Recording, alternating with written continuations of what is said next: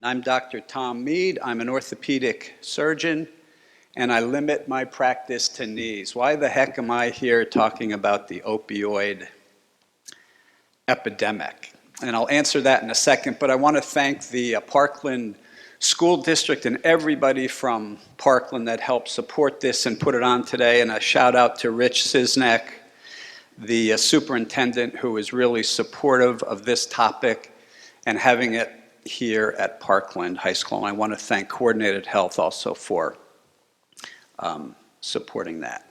So in the last 2 years, I've learned an awful lot about the opioid epidemic. And what I found is there's 5 P's of the root cause of the opioid epidemic, and we are one of those P's, the physicians, in addition to the payers, patients, pharmaceutical industry, and the politicians. And if you're part of the problem, you better be part of the solution. So 2 years ago, I had very little knowledge or interest in the opioid crisis. What I was interested in was the total joint problem and the scope of that problem in this country.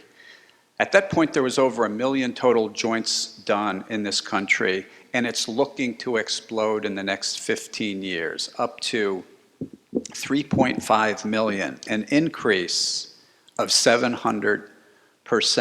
Historically, this problem is managed poorly from both a financial standpoint and a pain standpoint. And my concern is we can't afford this the way we're doing it now. Traditional hospital beds cost too much. There's too many medical errors. Medical errors are the 3rd leading cause of death in this country. That's hard to believe. Medical errors are the 3rd leading cause of death, right behind cardiology deaths and cancer deaths. And the traditional way that we do joint replacements is somewhat antiquated. You know, you're worked up for a month or 2 ahead of time. You get your blanket and your iPhone and your books, and you go to the hospital like you're camping out for a couple days, and you have surgery. You expect a lot of pain because that's how it was done. Your neighbor said this is a terrible, painful operation. You're there for an average of 3 days across the country, and then you often go to rehab. There has to be a better way to do this. And with the uncontrolled postoperative pain, it can give you a terrible result that affects everything from your rehab till your functional outcome. So if you look at the natural evolution of procedures that were all historically done in an inpatient setting, they're now done in an outpatient setting. You expect them to be done and go home the same day, whether it's arthroscopy, ACL reconstruction, spinal procedures, even partial knee replacements, hernias, gallbladders. So why not joint replacements? And for 20 years, we've been doing partial joint replacements as an outpatient. And if you look at this, 94% of all joint replacements have no major complications. So why can't we select those patients that don't have to be in a hospital and send them home? Well, this is part of the problem. Opioids have been the historic gold standard by which all other pain medicine has been measured. Another elephant in the room is 60%, nearly 60% of all postoperative complications are related to opioids. And look at this list of 21 complications, everything from heart arrhythmias to constipation to ileus to itchiness. And we were all part of that problem. Historically, the way we did major surgery in hospitals is we did a major surgery under general anesthesia. They got narcotics in the operating room. They went to the recovery room. We went on to the next operation. And they would call us from the recovery room and say, Mrs. Smith just woke up and she's in bad pain. And we would say, well, we're in the next operation, call the anesthesiologist. And he would give her narcotics, and that would zonk her a little bit, take care of her pain, and get her up to the floor. Then that would wear off, and they would call the resident or the PA, and they would say, Mrs. Smith is in more pain. And they would say, well, give her some more narcotics. And that would knock off her pain. And then she would wake up, and they would call and say she's sick to her stomach. And we'd say, well, give her some Zofran for the nausea. Then a couple hours later, they would call and say, you know, Mr. Smith can't pee. And we'd say, well, call the urologist and put a catheter in because he can't pee. Then we'd go and do rounds the next day and their stomach would be swollen and they can't have a bowel movement and they would have an ileus. And then they'd say, well, call the general surgeon and put an NG tube down her nose. This was the standard treatment that we just thought was part of joint replacements. And this was all part of the opioid side effects. And there had to be a way to change that. And it was really, really a terrible experience. And really, we didn't know any better. As surgeons, we're not trained, believe it or not, in pain management. You think we are. The only thing we know is what our mentors told us. So there had to be a better way to do this. So 2 years ago, I didn't want to recreate the wheel. I said there has to be a way to do this as an outpatient. So around the country, again, if there's close to 1 million total joints done a year, there were about 20,000 done as an outpatient. So there was none done regionally, but around the country, some progressive surgeons were doing this as an outpatient. So I looked at their programs, and one of my friends out on the West Coast developed the SwiftPath program. And that's what attracted me to starting an outpatient joint program and addressing this opioid problem in surgery. And you can't just say, well, let's send the patient home without a comprehensive program. So we developed this comprehensive program with SwiftPath where you have to educate patients, you have to educate the whole team. And one of the key aspects of doing this to select the proper patient, select the proper protocols, pick the right location, the right length of stay. Some people can go home the same day. A significant majority can go home the same day. And if you're in the hospital, you don't have to be there 3 days. So I became an educator for SwiftPath, and my role was to really develop an interest in this non-narcotic approach to surgery. It's called the multimodal approach. And the foundation are the top 3 medications, believe it or not. Acetaminophen, which is Tylenol, non-steroidal group of medicines, the Advils, the Motrins, the Celebrexes, gabapentinoids, which are the Neurontins and the Lyricas. Steroids, we use aspirin for blood clots. We don't use the toxic Coumadins, the medications that can, really another name for rat poison, which thins your blood but prevents blood clot. That caused another set of problems, which was excessive bleeding after surgery. Even an omega-3 diet, starting a month ahead of time, populates your cells with anti-inflammatory mediators. So you're going to have less of a pain response post-operatively. All of this enters into this multimodal approach where we could avoid narcotics or minimize narcotics. We get away from general anesthesia. We use blocks or spinal anesthesia. And this has been a game changer, this liposomal bupivacaine. That's a big word for a longer acting type of Novocaine that lasts at least 2 days. Unlike the dentist that injects your mouth and it lasts 2 hours, this lasts for 2 days. So we even got away from blocks, which are good, but it numbs your muscles and you can fall down and have other complications post-operatively. So this combination of medications, which is a whole different educational experience, along with different techniques, were really the foundation of getting rid of most of the narcotics or just using them for breakthrough pain. There's nothing better than narcotics to have acute pain, but frankly, as the primary treatment, it is absolutely not necessary, what we've used for 3 decades. Our anesthesia colleagues have been ahead of us in this regard.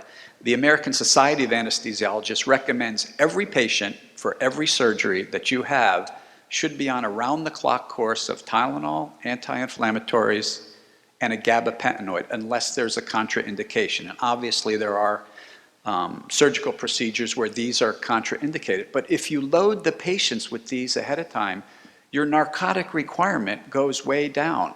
But this is like news to us in the orthopedic world. But this is the mainstay of being able to decrease pain, decrease medical errors, decrease opioid-related complications. And so I began lecturing around the country on this, and here's one of the slides that I use, moving from opioids to multimodal pain management. And along with being good for patients, I found this is wonderful for society, providers, and insurance, which really leads me to how I got interested in this opioid epidemic. We're almost numb to opening the paper and seeing the latest celebrity that passed away from a opioid overdose. And we've eliminated this. Fentanyl is the basis of what anesthesiologists use in the operating room and the recovery room for pain. And we thought we couldn't get rid of this, but this was an educational process. When we used spinal anesthesia, they had narcotics in the spinal. I mean, it was twisting their arm, but we've eliminated all narcotics from the spinal in our joint patients. When patients say, oh, I hate surgery, I get sick to my stomach, I get deathly ill, you can replace the word anesthesia with narcotics. It really means that they get sick from the narcotics, almost 100% of the time.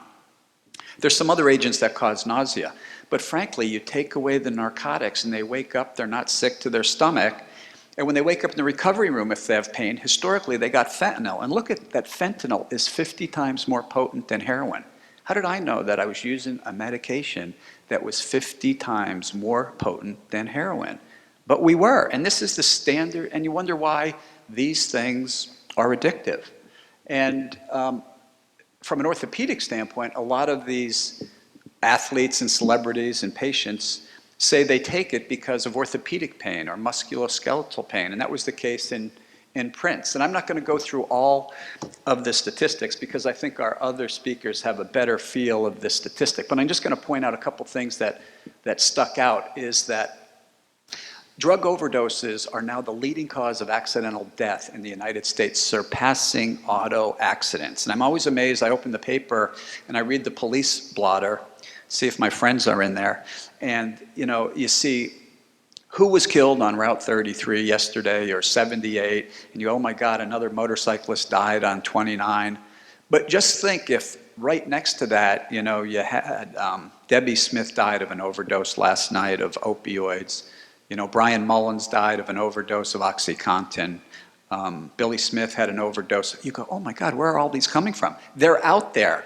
They're more frequent than the car accidents that we read about. And I think it would alert us to the real crisis at hand. So opioid analgesics are the most common prescribed class of medications in the United States. And here at Parkland High School, like other high schools, 12th graders list prescription drugs as 6 of their top 10 choices of recreational drugs. So I think it's important to have it at a venue here and point out that fact. So, if you watch ESPN, I love that portion where it goes, come on, man, what are we doing? And I look at this and I say the same thing. The physician part of this problem is that we prescribe too many narcotics, too often, in too high a volume, and at the same time we put people in the hospital and do the same thing, and medical errors are the 3rd leading cause of death. What are we doing? We took a Hippocratic oath to do no harm, so I think we have to take a look in the mirror and see how we, as the medical contingent, contribute to this crisis. I think it's one of the few things, that maybe the only thing that can be agreed upon across the aisle. And Charlie Dent is going to talk about the Washington declaring war on opiates in a little bit. And then we have our Dave Argall and Marta Gabriel from Pat Toomey's office are going to talk about the other government intervention and what percentage of the Pennsylvania budget has been allocated to fighting this opioid crisis. I just saw Twitter today that Governor Wolf was down at my alma mater, Jefferson, yesterday speaking with Steve Klasko, who is an OB-GYN doc from the Lehigh Valley, who's now the president and CEO of the Jefferson Health System. Every day I'm absolutely amazed since we sort of started looking at this, at how ubiquitous this is in society.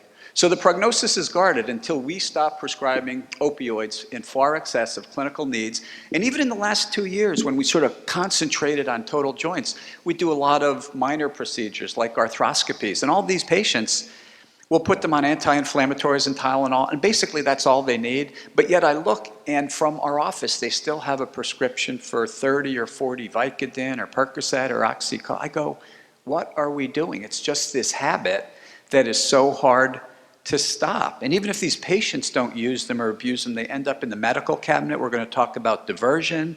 So we're part of that problem because we follow the path of least resistance, just to prescribe them for the worst case scenario. So again, it's always dangerous to quote Bernie Sanders, but he says people don't trust private health insurance companies for all the right reasons. And we talked about the root causes from physicians, but payers have a dog in this race too, because they look at cost versus profit in some of the medications that can be developed with anti-abuse formulations that they haven't been upfront in doing. Patients are responsible for non-adherence, drug seeking, or allowing diversions. Pharmaceutical industry for misleading advertisements, being very interested, obviously, in price versus health, and politicians, that are in charge of the government and the different agencies that set the guidelines that allow Medicare patients to use excessive opioids, scheduling number 1 and number 2 class drugs. Perhaps Bruce can talk about, marijuana versus opioids and that classification, which may be backwards. And even CMS, the problem is CMS links hospital reimbursement to surveys. And one of the six survey questions are to patients.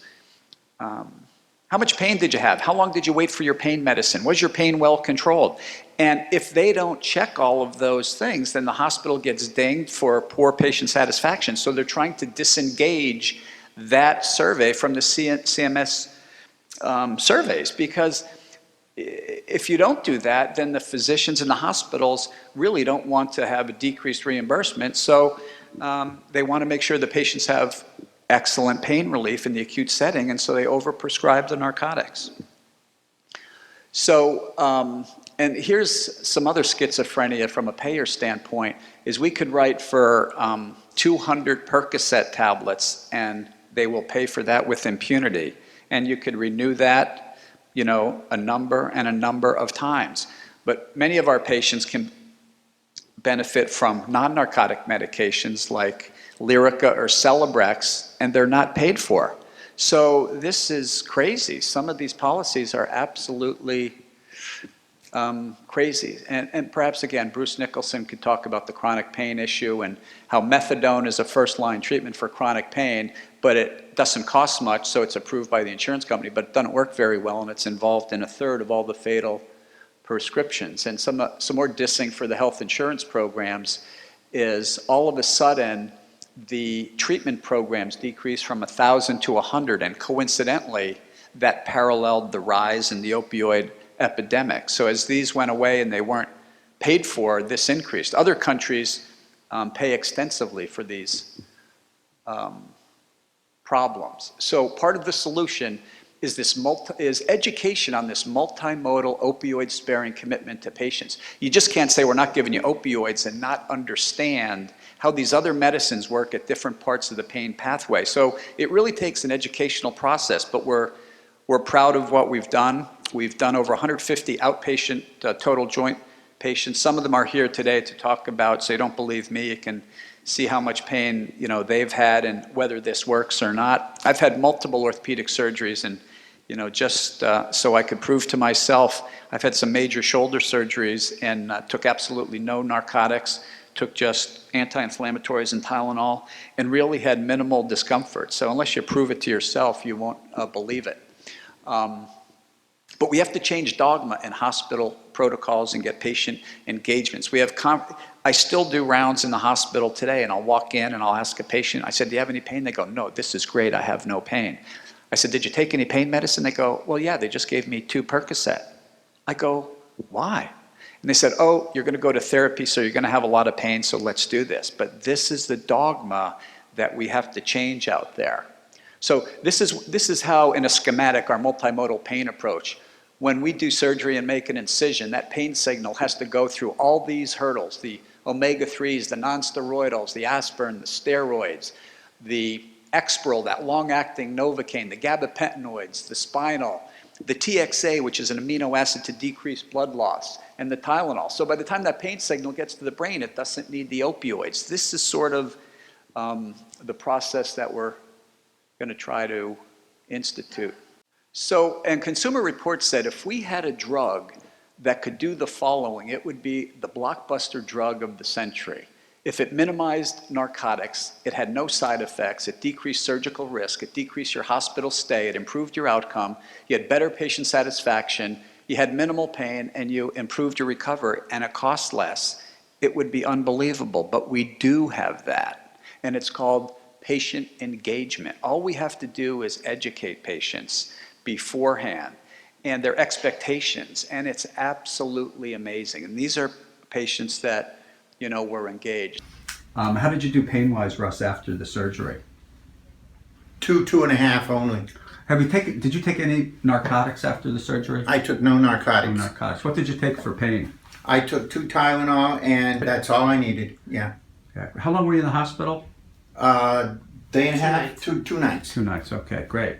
Well, you look good, and you're the poster child for our opioid-sparing multimodal approach, because this is exactly what we like to do to avoid the narcotic side effects. Yeah. So with that, you know, that's our small contribution to this opioid epidemic, where we're starting to avoid this in a hospital setting. There's so much more work to be done. I want to introduce Pauline Vargo. She's the owner and manager of the Medicap Pharmacy, a community pharmacy. She works with Lehigh Valley School, administers, and has been a champion of the use of distribution of naloxone, and she's going to talk about that in addition to some other topics. Pauline?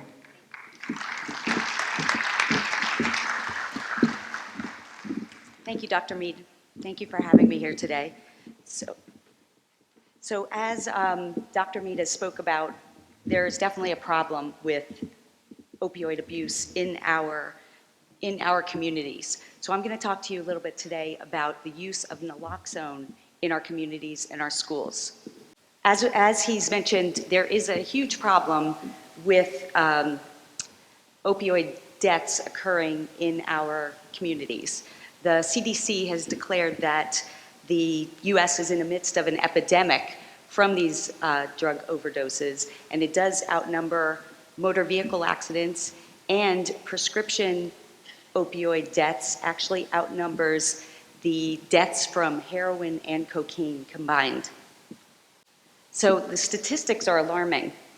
In 2014, Pennsylvania reported 2,500 deaths from accidental overdose. Most were between the ages of 17 and 26. As of 2016, we've already had 86 deaths in the Lehigh County alone due to drug overdose. So what are prescription opioids, and why are they so addicting? Prescription opioids are medications that treat long-term pain, severe pain, and after surgeries, and they are very useful medications. They treat severe pain and chronic pain and are often prescribed after surgeries. And what they do is they bind to areas of the brain that control pain and emotion. So what opioids do is they increase the feel-good hormone in our system, the dopamine, which is produced in the brain's reward center, which allows for a euphoric or a high feeling, or it stops those pain receptors. They're commonly abused because they're extremely addicting due to the brain liking these euphoric high feelings. And if you don't have any true pain, it's blocking these receptors and causing more of this high euphoric feeling. So some of the commonly prescribed opioids are oxycodone or OxyContin, morphine, codeine, Vicodin or hydrocodone, and fentanyl. And heroin is also in the class of opioids, but it is an illicit opioid, but acts in the same way as prescription opioids that are prescribed from your doctor.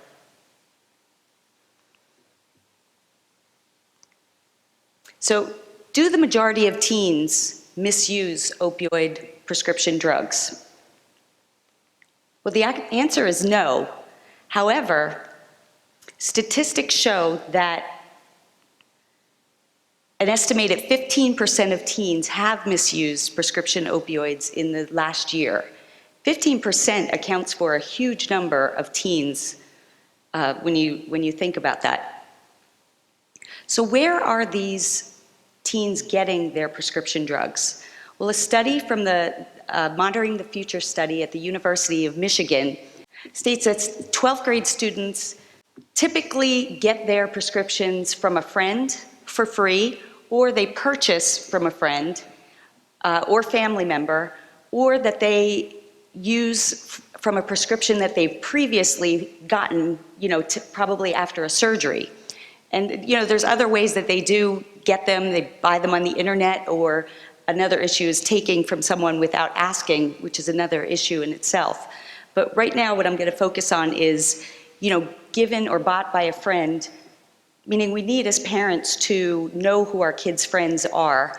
And then the other is from a prescription that I used previously. And this is when asking, where did these students get their prescription medications?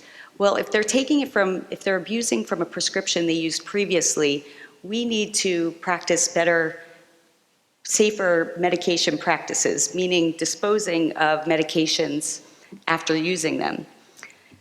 So only use prescription medications as prescribed. Don't take more, and don't share or take someone else's prescription medications. Keep our medications stored properly and out of reach of our children. And then, important, dispose of our medications properly and in a timely manner. So ways that we can dispose of our medications, there are drop boxes in all of the hospitals, and in all the police stations, that you can bring your medications, put them in a drop box, and they get taken for disposal. We also there's community take-back programs, and these occur a few times a year. The next one is going to occur on October 22nd. It typically is at, grocery stores or large places where a lot of people frequent or shop, and you could take back your medications there.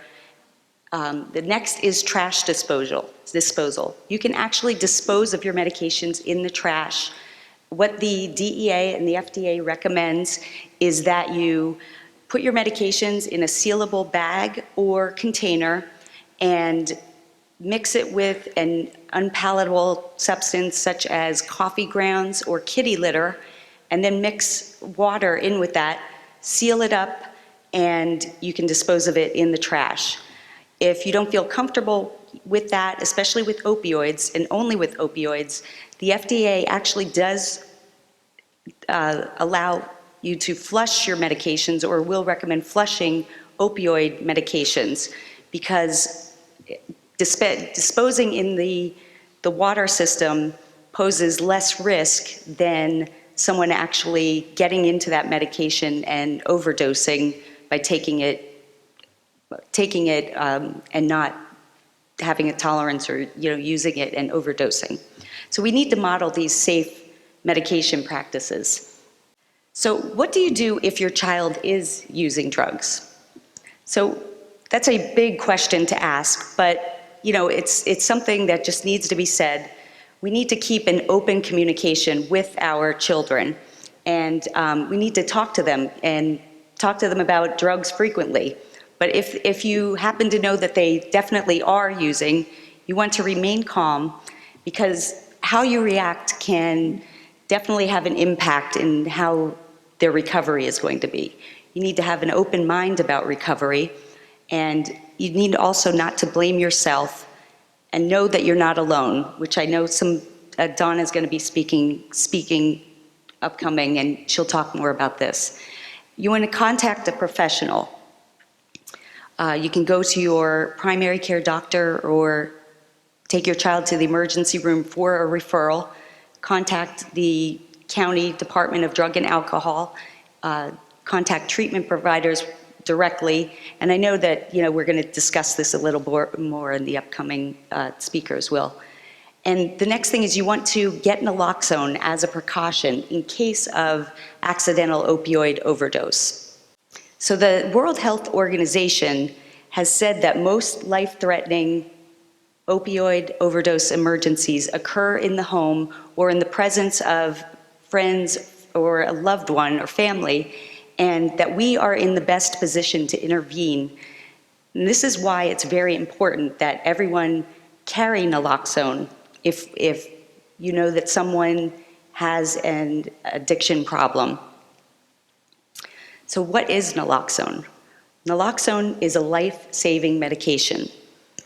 What it does is, if someone takes opioids, naloxone's sole purpose is to knock opioids off of the receptors that it binds to in the brain that cause respiratory depression. So typically, naloxone will reverse an overdose within 2 to 5 minutes after administration. And it's effective for 60 to 90 minutes after administering, which it's important to get someone after there is an overdose, to get them into emergency care, call an ambulance, get them to the hospital as soon as possible.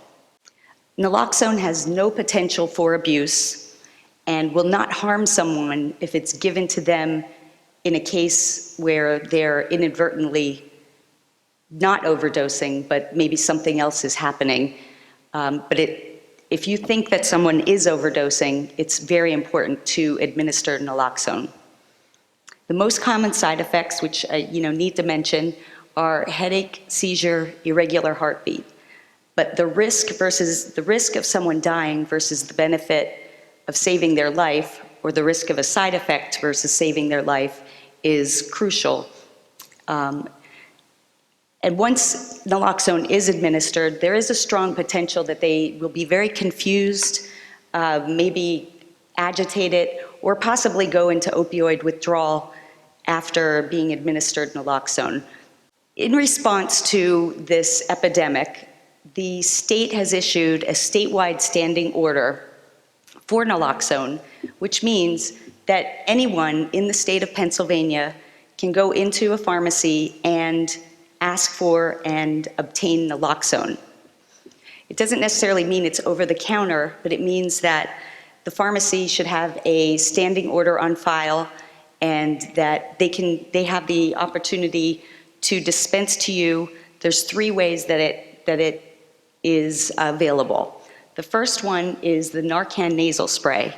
This is FDA approved for naloxone overdose, and it's an easy to use medication. This is what has been distributed into majority of the schools in the Lehigh County, and all of the nurses have been trained on how to use the Narcan nasal spray. Very easy. You just open the package, peel open the package, and spray it into one nostril to administer the dose. And it should reverse an opioid overdose within 2 to 5 minutes. And there's a second dose in each one of these in case it does not take effect immediately because of all the long-term or long-acting opioids that are available these days. The second that is available is the Evzio auto injector. This is also an FDA approved for emergency overdose, and it has visual and voice instructions, making it easy to use for someone and keeping them calm in a situation of overdose. So what it does, once you open up the package and you take off the bottom, it will explain what exactly you need to do. Press it to the patient's thigh, hold it in, and then wait a few seconds while it counts down, and that will administer the dose of naloxone without ever seeing a needle. And the last is the overdose emergency kits, which was the first one available to be used in overdose situations. These are, I believe, still carried by all the police officers and EMTs, that it's actually an off-label use of naloxone. It can be injected, but the off-label use is actually for the nasal administration.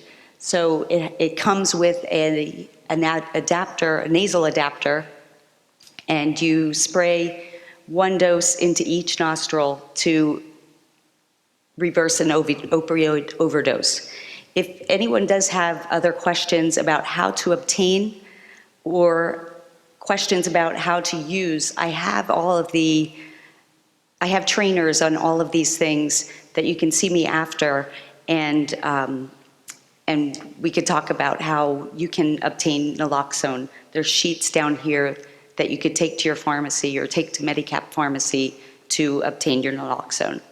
Next speaker, I have a warm spot in my heart for Pennsylvania State Police. I sort of cringe when I see the uniform because my dad was a sergeant in the state police for 30 years. So with that, I thank Kevin Smith to talk about enforcing the epidemic.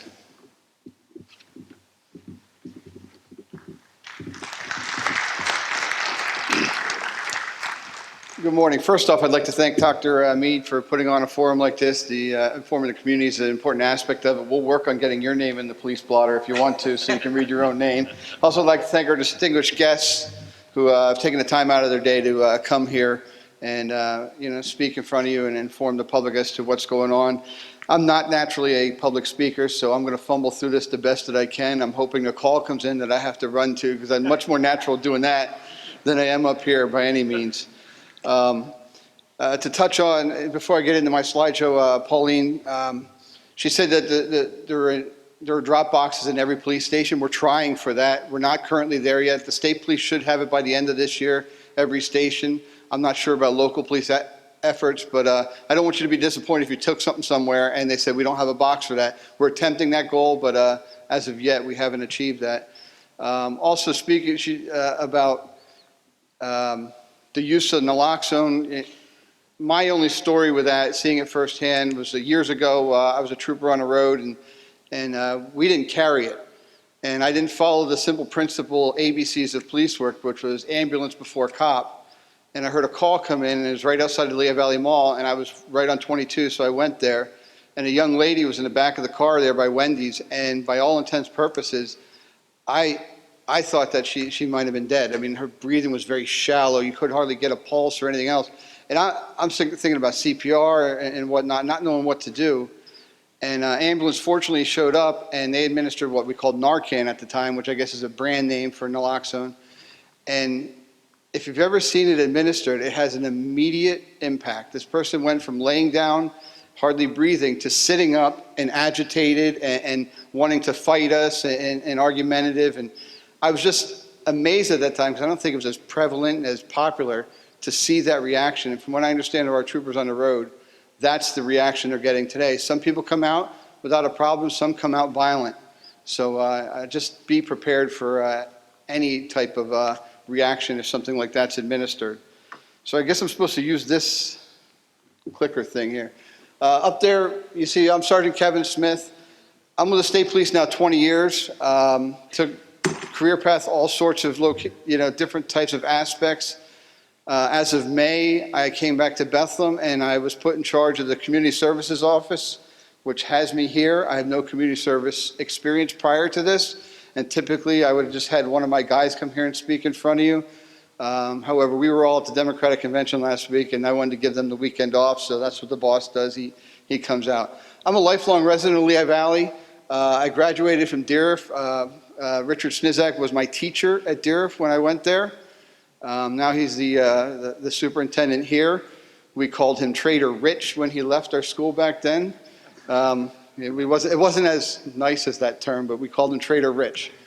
I'm a father of 2 children. My son's 22 years old, about to graduate from Penn State, and my daughter's in 15th grade at Michigan State. So we won't go there. She sits at the kids' table for holidays. So, but I have been touched by this actually personally, in that my son's friend, he wrestled with him when he was a kid. I became very good friends with his father, and he just passed away of a heroin overdose, probably I think March of this year. And he had struggled with it for many, many years. And 2015, he had an overdose and was permanently stricken with a condition. So I actually took him, and we went to some classes in the Steel Stacks together to try to get him just to do normal activities. And we thought he was coming around. And just when you think things are going positive, it just grabs them and takes them and draws them right back in. And he never could to win the battle with addiction. So his dad actually do some public speaking engagements, and I didn't experience it personally in my house, but through him, our constant conversations, I got to see and feel what he was going through, which affected him greatly. So that's a little bit about me. And now I need to get into the law enforcement's role in combating the heroin epidemic, which is obviously where we're at now. It's not just like a problem. It's not just affecting a few families. It's an epidemic, the way it's grabbing our community. And they're seeking stronger and stronger drugs that are known to kill people. They're still intentionally going out to seek them to get a better high. So what role does the state police play in the heroin epidemic? And these are the three aspects, I think, of combating any drug problem. Most people would see the second one, their enforcement, and find that's the state police's role in it. We go out, we arrest drug dealers, we put them behind bars and that. But we need to take a greater role, and I think we're attempting to do that locally as well as statewide, as both the treatment and the educational aspect of it. We need to learn from the community as well as inform the community of what's working and what's not working, and constantly be ready to change. An organization of our size is like a barge turning around in the middle of water. It takes time for us to turn around, but I think we need to be more fluid and able to change and adapt to the community as it is, as these problems exist. So on the treatment side is what role can we play in treatment and what services are available? That's where a forum like this comes into play, because before this I spoke to Mr. Turner, who I believe is going to speak later, and he advised me of all sorts of treatment options and information that we can get out to the public. My years on the road had me, if somebody overdosed, they went to the hospital. Or I've seen people actually go through withdrawals in our jail cell. It's a frightening thing to witness. So he's advised me of different programs that are available, hospitals that specialize it. That's what we need to do, is inform our officers to let them know. So when they go in the house, maybe someone who didn't have an overdose but has all the other signs, theft from the family, we can talk to the parents. We could say, okay, well, these treatment options are available to you. You don't have to wait till the tragic incident happened. You can find it now and start taking those steps. So we need to be a part of the treatment option with that by always gathering intelligence and having regular meetings and the latest information, so we can pass that on to the public and get that word out to our officers, who can get it out to the people who are most impacted by this. The next aspect of it, I'm obviously leaving enforcement for last because that's the one I'm probably most familiar with, but is the educational aspect. How do we inform the public? Forums like this are important. But even so, I think we need to get more into controlling the airways, such as kids are all into social media. We need to get the Facebook pages out there. We need to get the advertisement out there in the forums that they respond to. If we're coming here and I don't see any or maybe there's a couple younger teenagers here, but we need to get those at risk, and how do we target them? I recently had one of my CSOs, we're going to try and work with L-Tri-C to develop some programs that the students will develop the programs and we'll be part of the educational aspect. The idea there is find out how they learn, what they grasp, and therefore we adapt to them instead of trying to make them adapt to the models that we've had all these times, like you'll come to us. So if we learn how to go to them and teach them the way that they learn, maybe they'll receive the message a little bit better. So that's our goal in that. We also, I think, need to determine who our target audience is. Who are those at-risk people that we need to focus on? Getting the message out to everybody is important, but there's certain individuals that are more at risk than others that we need to maybe hammer that message home a little harder. So hopefully we have some things in the works and we'll be part of that, but as it's in the development, I can't really share too much on that as it goes on right now. The other thing is we need to make sure the proper information is getting out there. And when I say the proper information, there's a common conception that like marijuana is a gateway drug into the use of harder drugs. And that very well could be true. But as we sit there and focus on marijuana, are we losing the message? Is the kid discrediting our message because Alcohol and nicotine are also seen as gateway drugs. So we're so focused on the bad illicit drug, and we're like, oh, the alcohol in home is okay, or I let my kids smoke. All of these have been determined by the drugabuse.gov as gateway drugs into the use of harder drugs.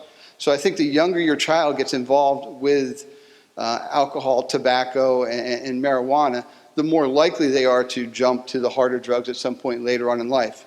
The last aspect of discussion for me is the enforcement aspect of it.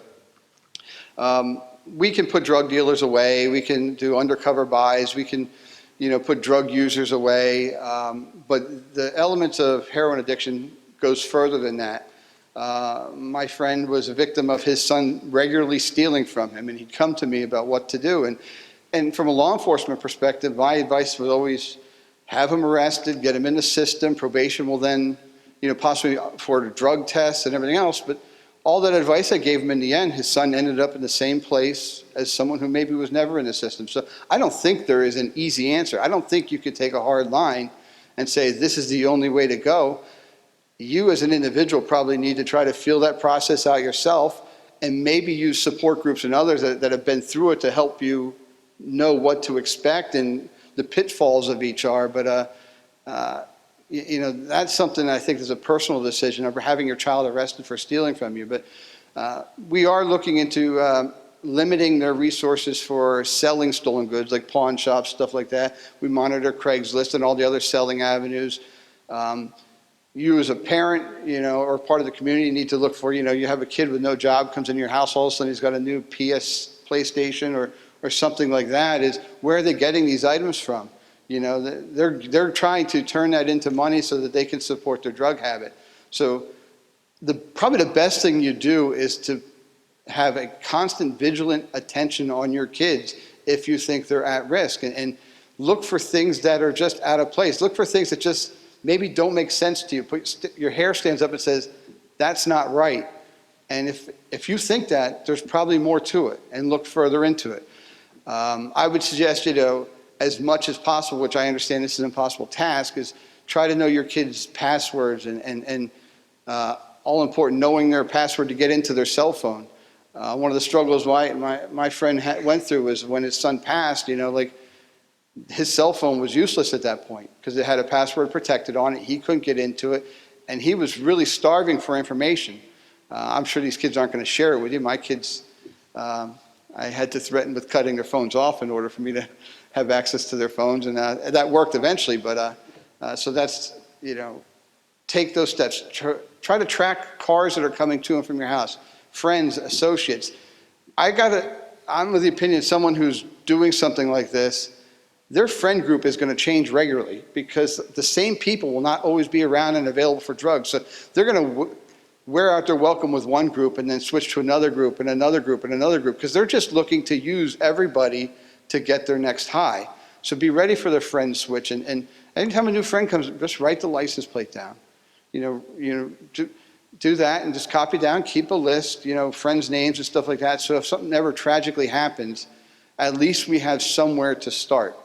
And I say that and I get into the drug delivery resulting in death. And this is somewhat of a hot topic because almost every house we go to where there's an overdose, we have a parent who wants us to arrest the dealer. And I really wish it was that simple. I mean, if it was that simple, we would. But that's a very hard section to prosecute. What we know in our heads to be true or what we think to be true is not what we can prove in a court of law. Essentially, I'll paraphrase what that says up there into common sense language from my perspective, in my opinion only, so you can't take this to court, but is the individual pretty much has to know they're giving you a drug that's going to kill you. Just dealing heroin to someone is not going to meet that standard. They're going to have to say, yes, I know I gave them heroin laced with fentanyl, and I know that could result in death, and I did it anyway. And essentially, without that statement from them, it becomes a monumental task for us to make that arrest. We just recently made one of those down in Bucks County. 2 different people were delivered the same batch of heroin by the same person, and the person said that they knew it was laced with something, and it resulted in death of those 2 people. We were able to make that whole connection. But just someone deals heroin to someone and they die as a result of it, unless they come into our office and say, well, yeah, he told me he was going to intentionally overdose to kill himself, that section is relatively not going to apply. So in my friend's instance, like, he was hurt by that. He wanted something to be done. He wanted us to go after the dealers, and we did. We tried to get intelligence, but it never led to the level where we could make the arrest. And so that was the disappointment that he experienced. So I appreciate your time. Thank you.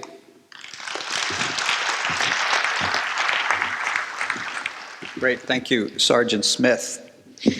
Our next speaker is an orthopedic surgeon. He was the captain of the swim team here at Parkland High School. He's the team physician now of Parkland High School, Lafayette College. During his fellowship, he was an assistant physician, team physician for the Los Angeles Lakers. I'm going to introduce Dr. Nick Slenker, who's going to talk about the increasing opioid role in sports medicine.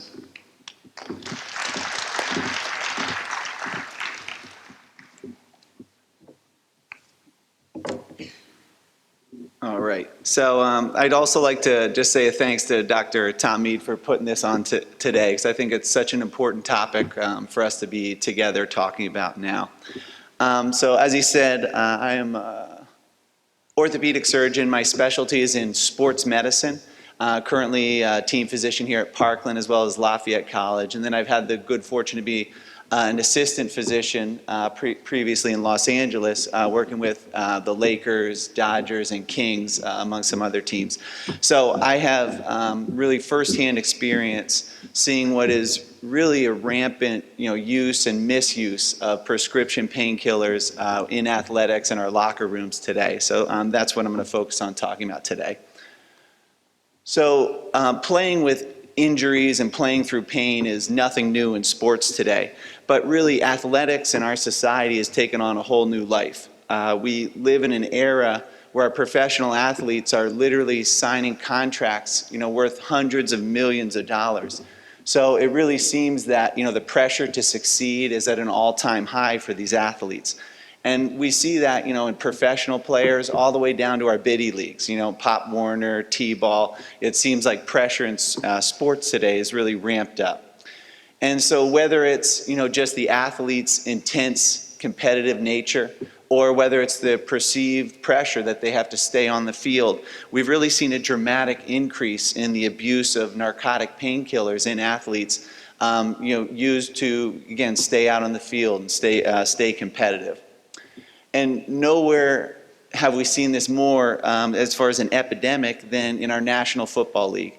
And, it's been in the press recently. There's been 2 huge lawsuits that have been brought against the NFL by former players, alleging, among other things, that the overuse of narcotics in the locker rooms has significantly contributed to the problems of concussion, traumatic encephalopathy, depression, addiction, among the other, devastating medical problems that some of these guys have when their careers are done.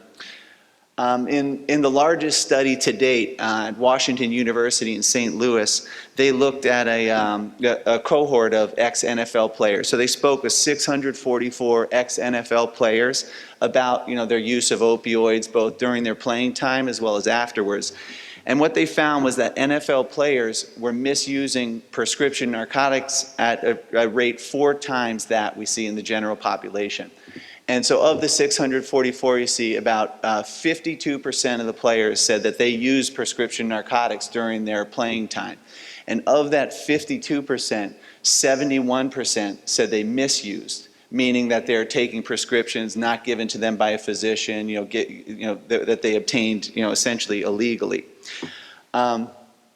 Which is alarming, but probably one of the more alarming parts of this study is also the associated factors that they found. So the players who are still currently misusing prescription painkillers, they found a strong association with heavy drinking, significant pain, as well as undiagnosed concussions. So there's these factors are, sort of spurring these players to have problems with the association with those.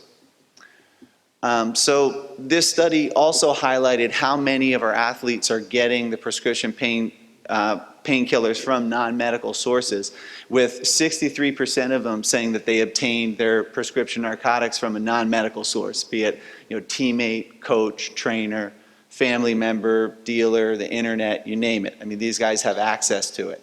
And this is a quote from Kyle Turley. He's an ex-offensive lineman in the NFL, and he's actually, he's one of the players involved in the lawsuit against the NFL.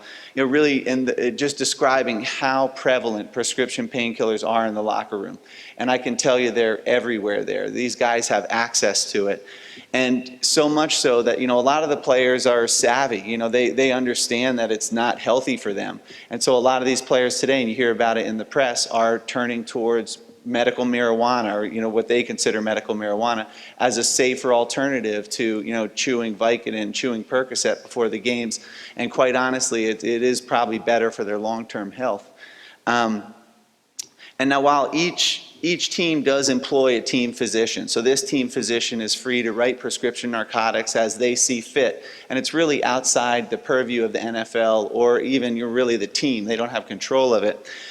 And while they're free to prescribe, there's been a lot of increased scrutiny on the team physicians. So the practice of just doling out prescription pain medications, like a doctor writing it, the team physician writing it out, is really not as prevalent today.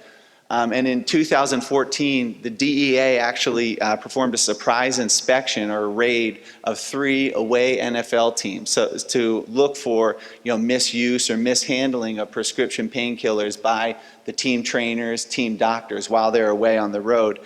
And while they found no wrongdoing, in these 3 teams they picked out, 49ers, Buccaneers, and the Seahawks, this was really prompted by years of misuse of prescription painkillers in the NFL, and it was really associated with this ongoing investigation related to the lawsuits, because the former players were basically describing how the team doctors and trainers were illegally giving them painkillers to mask symptoms and basically keep them on the field. And really, when you talk to the guys, stories abound as where in days gone past, on the plane ride home, the trainer would just be walking down the center aisle, and the guys would just be holding up a number, and that's how many Percocet or Vicodin they wanted. Or there's NFL doctors previously gotten in trouble writing prescriptions, just huge prescriptions for Percocet or Vicodin, and with the only patient name is just listed to the team. So these practices, there's been a lot more scrutiny on this, so these practices are not as prevalent, but still, like I said, the guys have access to it. There's trainers, there's people around the locker room who can get this, even if they're not getting it from their physician. So while it's clearly easier for the professional athletes to get their hands on this, this is also a serious problem with our younger athletes. And in athletics, with the arduous demands of competition, put these athletes at a higher risk of acute pain. Then they look for painkiller, and just as was described up here, it's a knee-jerk reaction. Lots of pain, give them a narcotic. In the most recent NCAA survey, they looked at, they asked athletes over the previous year. They see 23% of those athletes received an opioid prescription, and 6% admitted to using without a prescription. And in high school, we really see the same thing. Several national studies have shown us that high school athletes have a greater risk of being given a script for narcotics. They have a greater risk of misuse of those narcotics, and they have a greater chance of diverting, so giving away to their friends. And the studies have also shown us that the high impact sports or high injury sports such as wrestling, football, they're at the highest risk for this, obviously because they have the highest severe injury rate. This is actually one of the more recent studies. This study actually just came out this previous month in the journal, the Pediatric Journal. And so while we see that the athletes, these younger athletes, clearly have more exposure to prescription pain medications, this study, which is actually done at the University of Michigan, showed that teen athletes were actually less likely to abuse prescription painkillers or heroin as non-athletes. And this was during their time in school, and they surveyed almost 200,000 athletes, and this was over a 15-year period. So they're seeing that this study actually shows that participating in sports probably has a protective factor for our younger students. And, they obviously have more exposure to it, and whether it's, just the physical activity or the positive social connections that they're getting from, participating in sports, that may be why we're not seeing quite as much abuse. So this most recent study, while the results of that are really encouraging, there's other people who argue that that really misses the point, because what they were looking at in this study was really, recreational use and abuse. And, the problem that we see today is probably more of a medical problem than a recreational use problem. And we see, high schoolers who are given an opioid prescription in a medical setting, 33% more likely to misuse after graduation. And, in this quote by, this is the medical director at the Phoenix House, he says the issue with young athletes is medical use, not non-medical use. Young athletes are becoming addicted to opioids through medical treatments for injuries. And playing sports actually increases the risk of addiction if injuries are treated with opioids. So, in conclusion, looking at this, I think, first and foremost, as those of us who take care of these athletes as physicians, we have to do a better job. We have to be vigilant in our prescribing practices, looking to the alternative medications, the alternative ways to treat pain, which are, in a lot of cases, every bit, if not more effective than the opioids that we've been using for decades. It's important to look, for the warning signs, be vigilant, looking for depression, looking for an athlete who's continuing to use longer than we think that they should. But it's also really important, I think, that we address the culture surrounding sports. And that really starts with, parents, coaches, friends, teachers, everybody around the athlete. Because, ultimately it's going to be the athlete who makes that decision to take a painkiller, and oftentimes they know it's not a smart decision. So it's imperative that we let them know, how risky it really is, how much of a problem it can really be. But in addition to this, it's also really important that we let them know that this decision is, it's a lot different.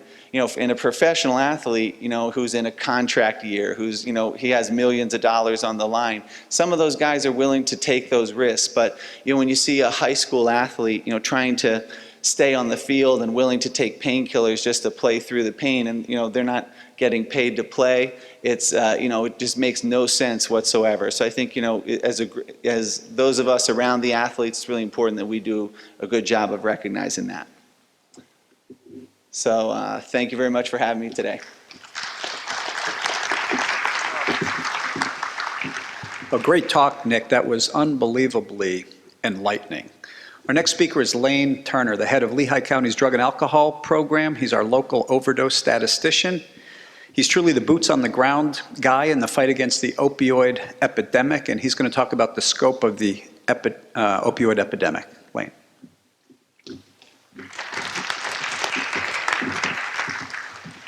Thanks, Doctor. Good morning. I'm not sure if you all really are aware of the significance of this forum this morning. You're all out here on a Saturday morning. This is your time. But this is truly a cutting-edge forum. I've been involved with probably 20 to 25 of these in the last 6 months. And this is the first forum that I've been involved with, or that I know about, that is willing to reframe the conversation regarding addiction. Too often we look at addiction as a disease of moral failing, or as a personal choice, and we leave it at that. But as Dr. Mead pointed out in his presentation, there are so many different factors, the 5 Ps that he mentioned. And for Coordinated Health to step up and want to take a role and a lead in this discussion is truly amazing, because it's the first one that I've ever been a part of like this. And so I'd like to congratulate Coordinated Health for taking this opportunity to say, we want to do things different. We want to provide help, and we want to provide access to treatment, and going on record for it. So it's truly amazing. Reframing this conversation can happen in so many different aspects and ways. At the county, we're reframing this conversation and looking at avenues that we've never explored before for not only the prevention, intervention, and identification of treatment needs, but I would be foolish not to mention that our county executive, Tom Muller, who's here in the audience, is really leading this role as our county executive to empower our office to change the conversation and be a part of it. Parkland High School, we're here at the beautiful campus and auditorium of Parkland. Parkland High School is willing to reframe this conversation, and they submitted to my office the names of 2 students that they recommended to be a part of the Lehigh County Drug and Alcohol Advisory Board. We reviewed those 2 students. They went in front of our Lehigh County Board of Commissioners, and they were appointed as full members. And one of those students, who's an incredible baseball player and an incredible member of our board, Michael Jenkins, is here in the audience as well, to show as students they can take a role and begin reframing this conversation. To start with, I like to try to get people to start thinking about things different. So we have developed a little pop quiz, a test your knowledge. These are always fun. I'm not going to read each question for you. I think you all can see it better than I can. But this basically talks about, from 2014, list in order the drug of choice in Lehigh County. So these are all Lehigh County specific questions, Lehigh County specific answers as to what the drug of choice is and what drug of choice drove the most treatment dollars in our county. And throughout my little presentation here, I'm either going to answer these questions specifically as we talk, or we'll bring them up at the end. But basically, I listed 5 drugs up here for the panel members who can't see it: crack or cocaine, prescription medication, alcohol, heroin, marijuana. So 1 through 5, from the greatest to the least. Question 2, percentage of all heroin users who identify as first becoming addicted to prescription medication. Percentage of all illicit drug users who first report using marijuana on a regular basis. And then the last one is a true or false question on this sheet. If you do not have insurance or medical assistance, you're not able to access substance abuse treatment. 5, what is the age of consent for substance abuse treatment? And number 6, on April 30th, we had a drug take-back day, and 1,500 pounds of medication were collected in Lehigh County. One day, 1,500 pounds. So my question to you is, we have a lot of doctors up here, so they could probably do the math in their head. How many pills is that? A lot. Well, I'm going to give you the number at the end.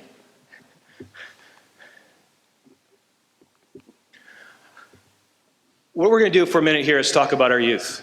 Every 2 years, the state of Pennsylvania puts out what's called the PAYS survey. It's the Pennsylvania Youth Survey. And it targets 6th, 8th, 10th, and 12th graders.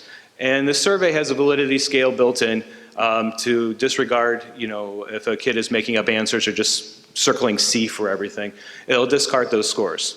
2015 is the last time that the PAYS survey was done here in Lehigh County.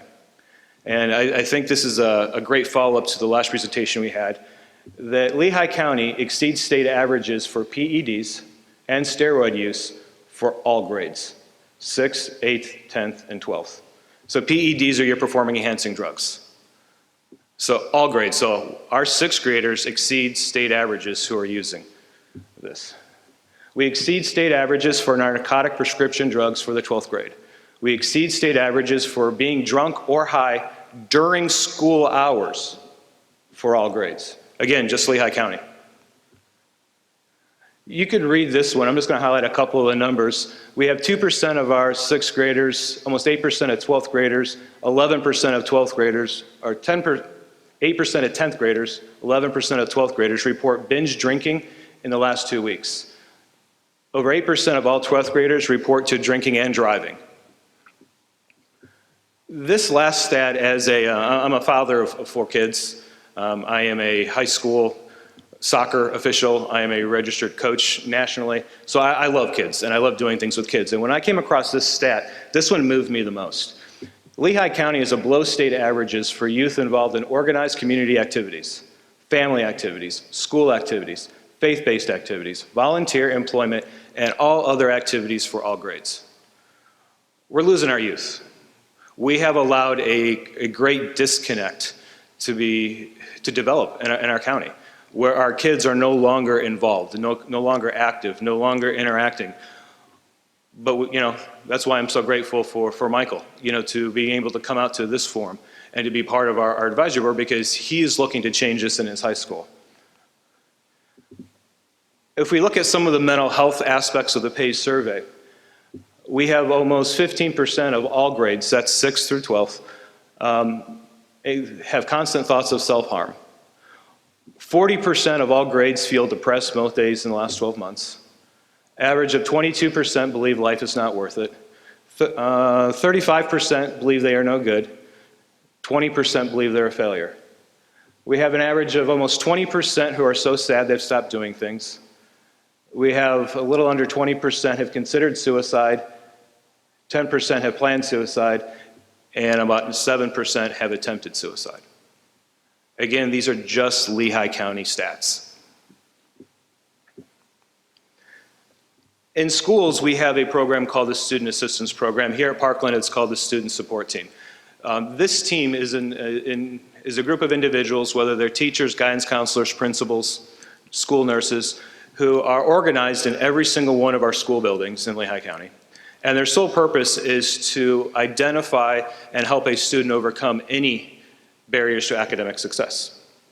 So these teams are extremely active here in Lehigh County for all 10 school districts and our charter schools. Over 2,500 kids in this past school year were identified as needing additional support in our school. Of those 2,500 kids, we had over 700 level of care assessments that occurred within our school buildings this year, for 6th graders up to 12th graders. 60% of those students were identified as needing immediate mental health treatment. 40% of those students were identified as needing drug and alcohol and or mental health combined treatment. Of those 40% of those students, so probably around 300 of them, 95% of those students were given access to that first level of treatment. For the mental health side, which is the majority of the kids, so about 350 to 400, less than 9% of those students were given access to that first intervention. The Student Assistance Program, I think, is so vital that my presentation is following one you just had, because there's a few school districts in Lehigh County that actually require their coaches and their teams to together engage in a presentation on signs and symptoms of drug use and how to use the Youth Student Assistance Program. Our goal is to support all of our school districts in engaging our coaches in this way, because as a coach and as a team trainer, I'm sure you can see that within 5 minutes of a practice, you can identify what athlete wasn't functioning well by the way their body moves, because you're so used to seeing them. After the second practice, and you're seeing the same things. In the third practice, as a coach, you know those kids, you know those athletes, you know the way they move, the way they think, the way they interact. And if you're noticing a problem, what do? Well, the Student Assistance Team is an incredible resource for that coach and that student to get help while staying eligible in activities, while staying eligible on the sports field, but getting the help that they need. And this is a resource that we are further looking to partner with our school districts to further engage all of their coaches, to be aware of the SAT process, to be trained in how to make the referrals, and to be engaged. Assessments and drug of choice, I'm going to answer that 2014 question for you right now. Since 2014, heroin has taken over the top spot by a convincing margin, followed by alcohol, marijuana, cocaine, and synthetics. So 2014 and earlier, alcohol used to be the #1 drug of choice in Lehigh County and the #1 driver of all treatment-related costs. Currently in Lehigh County, we still have a significant alcohol problem where we have an annual average of over 2,000 DUIs per year just in Lehigh County. 40% of those DUIs are second or third offenses. So that is a significant problem. However, in 2014, heroin was the #3 drug of choice. Alcohol, marijuana, heroin, prior to 2014. Since that time, heroin has now overtaken that top spot. And we continue to struggle with heroin and opioid use on a daily basis. To reiterate some of the stats that were given earlier, in 2015 in Pennsylvania alone, there was 3,383 drug-related overdose deaths, which is a 23% increase from 2014. 2015 statewide overdose death rate is 26 per 100,000 people, which is an increase from 2014 of 21 per 100,000 people. And according to the CDC, the national drug overdose rate in 2014 was 14.7 per 100,000 people. This slide was presented to Coordinated Health on Thursday. I think I sent it to them. So this number is wrong. We are now up to 86 overdose deaths since January 1st in Lehigh County. Our death rate is over 43 people per 100,000. So Lehigh County has twice the national average for drug-related overdose deaths. It's almost 10 o'clock Saturday morning. What were you guys doing Thursday at this time, Thursday morning at 10? Work, okay? But you can think back, remember that time? Since then, one additional person in Lehigh County has died. We're averaging 1 death every 2 days. And so when we start reframing the conversations like that, it's only going to be a matter of time before addiction is going to affect your family if it hasn't already. Someone that is in your family, someone that's a close friend, someone that's a relative, because we are growing at a staggering rate. Some available resources that, first thing I'm going to answer is another question. Treatment is available. Treatment is available to every single Lehigh County resident. We have made sure of that as a county organization. Whether you have no insurance, you have medical assistance or Medicaid, or you have private insurances, access to treatment and treatment is available. We can't say that loud enough more frequently than we are now. Unfortunately, my office has been the best kept secret for the last several years.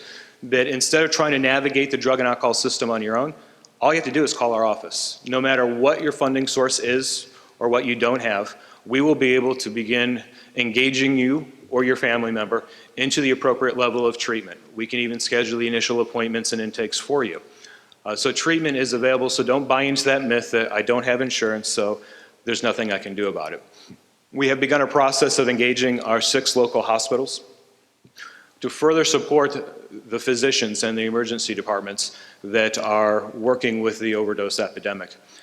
Some of the initial reports that we're getting from hospitals that we're looking to further understand these numbers and deal with them so they're all anecdotal or what the physicians are believing. But there's a feeling that we receive 60 to 80 overdoses per month in our local hospital. Well, we have 6 hospitals. So what's the number? 420 to 480 a month.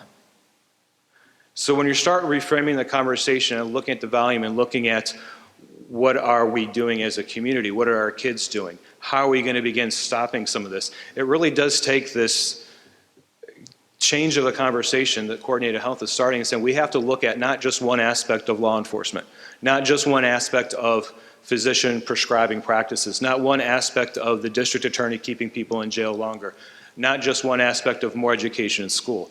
As a community, we have to begin reframing this conversation to say the entire community needs to take one step forward. There's something that every individual, every community, every little neighborhood can do to begin reframing this conversation and begin making a difference because, in our opinion, as drug and alcohol administrators in Pennsylvania, we haven't seen the worst of this epidemic. It's yet to come. Solutions, we kind of hit on them a little bit, is these partnerships and collaborations that we have going on. I would encourage you, those of you who have school-aged children, get involved with your school, ask your school board what's going on, make a relationship with your principals, make a relationship with your superintendents. We have Parkland administrators here who love those kind of conversations from parents. When parents ask them what's going on, what can we do to help? Because you all can play a role. For those of you that may not have kids in a school district but want to get involved, contact my office. I can give you 4 or 5 different ways to get involved. We need to provide a consistent message, willing to shift paradigms to engage in new conversations, which is what's going on here today. We need to find a way to break the stigma. Stigma is still attached to this disease. And as a community, we need to empower those individuals who are not only battling this addiction, but their families, to let them know there are safe places, that they're not alone. And we need to give those parents and those family members a voice. And that voice needs to be heard. Test your knowledge to wrap up. Here's the answers to number 1 that I gave you. 80% of all heroin users identify as first becoming addicted to prescription medications. You know, one of the stats that I heard recently was really disturbing. United States is 5% of the world's population, yet United States consumes over 90% of the world's prescription opioids. That's devastating. 73% of all illicit drug users report using marijuana. That one, again, so 7 out of 10 kids. We're not going to talk about legalization of marijuana This is different than the medical marijuana. Don't want to get involved with that. We have another speaker who can talk more intelligently. But seven out of 10 kids first report using marijuana on a daily basis before going on to using other illicit drugs. It's reframing a conversation. True or false? You should all know the answer to this one right now. False. Access is available to treatment regardless of your funding. All right, this next question, I know it's coming up, and I want you to think about it. The age of consent. What do you think the age of consent is if somebody's brave enough to throw out a number for drug and alcohol treatment? So that's the age that a child can say, no, I don't want treatment. 14? 16, 14? I heard the right answer, I think, somewhere behind me. As a parent of 4, I am so angry with the state of Pennsylvania, our legislature, and our government. It's birth, guys. By state law, the age of consent, there is none. We had 3 11-year-olds overdose this year. Luckily, all 3 lived. All 3 required emergency medical attention. All 3 refused treatment. All 3 of those kids' parents tried to demand it. We couldn't provide the treatment because they have complete say over their drug and alcohol treatment. This is our state law here in Pennsylvania.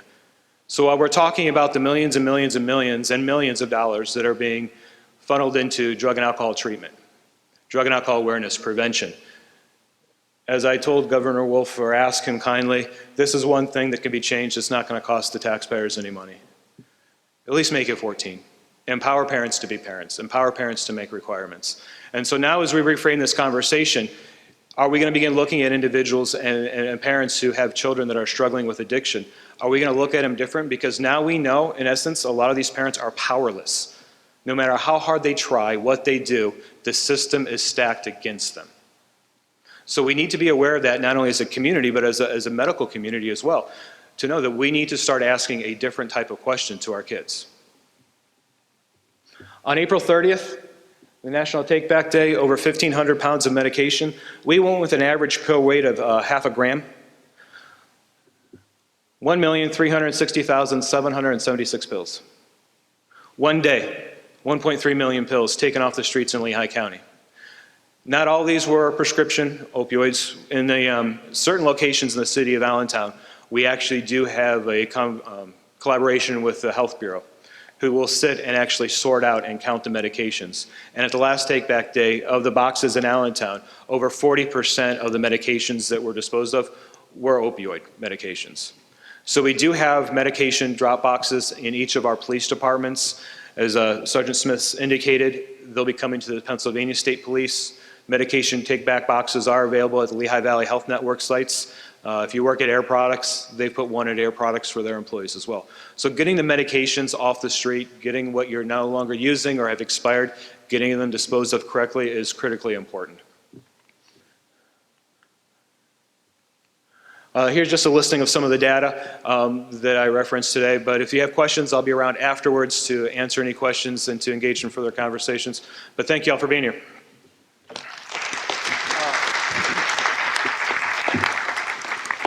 Wow, what a powerful presentation, Lane. Thank you. Those statistics were jaw-dropping. Our next speaker is Donna Jacobson. You will quickly notice that she is not indigenous to the Lehigh Valley, but she is a parent that's going to tell her personal story and involvement with opioids and her involvement with support groups. Donna.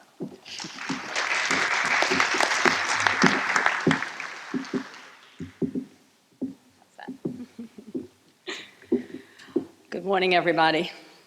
And after I say 3 words, you know that I'm from New York, so no. Though I've been living here for 13 years and wouldn't ever leave the valley. I'm originally from New York. I'd like to thank Dr. Mead for inviting me here today, and the speakers on this panel have been awesome so far. And you would think, like Lane just said, I lost track of the number of panels that we've had in town halls and meetings and speaking in schools. You'd think I'd get up here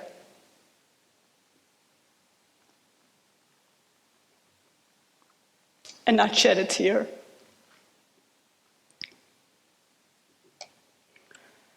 But as the mother of an addict, that's impossible to do.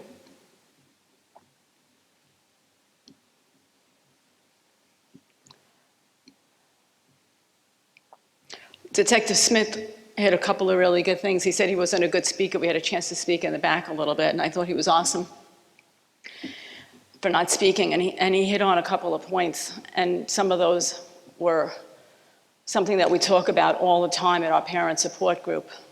And that's when you have that gut feeling, when you feel something is wrong, you need to act on it. We talk about that all the time with our parents, because who knows our children better than ourselves? And our teachers, who spend so much time with our children, know our children so much better. So if you see something, you suspect something is wrong with your child, you need to act on it. It's vital. I have some notes, and I'm going to read from that, because if not, I'll get very sidetracked. Follows through a presentation that I've given to many of the schools. Tells a little bit about myself and a little about my daughter. So first of all, I am the mother of a 26-year-old daughter. She suffers from substance use disorder. The disease of addiction ravaged our family. It almost killed my daughter and changed our lives forever. Today, what I bring to the table is hope to families, because today Lindsay has 5 years of continuous recovery and sobriety. Today, I can offer hope to families that find themselves in the same situation that we found ourselves back in 2010 at the height of her addiction. Today, I consider myself blessed, and I am grateful for where our family is. However, I must always remember that this insidious disease can come knocking at our door when we least expect it. I must stay educated. I must be alert. I must be ready, because like any disease, there is a possibility of relapse. Today, I facilitate the Karen Parent and Family Support Group. We meet on Thursdays in Allentown. It's the summer, so we've only been averaging 35 to 45 parents weekly. In the winter, our high was 70 some odd. It's one meeting, one location. There are over 30 of them that go on weekly.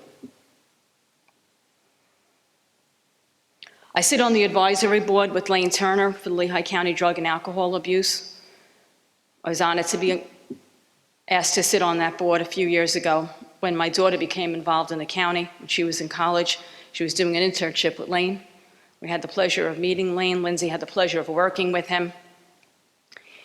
And I got involved on the advisory board. And what that has done is helped me to stay educated. And I bring that education and that information back to parents on a weekly basis. And it's not only weekly, it's daily, because my phone rings every day. And it's a parent calling to say they need help. And as Lane said, that help is available in this county. And I don't care if you have insurance or you don't have insurance, that help is available. And Lane is my right-hand person. So when I get that phone call and I need help, I know I can call Lane and he'll help me. And he can do that for your families as well. As he said, his agency is the best kept secret in the Valley, not anymore, because I tell everybody about him. Lindsay and I are in the HOPE presentation, and HOPE is heroin opioid prevention. It was developed in response to the growing concern around the heroin and opiate epidemic in the Lehigh County, throughout Pennsylvania and the nation. It's presented through the Center for Humanistic Change. It's been shown to many of the students in the area, in the high schools, continues to be shown and will continue to be shown. I was delighted. My daughter is a Parkland High School graduate. She graduated in 2008.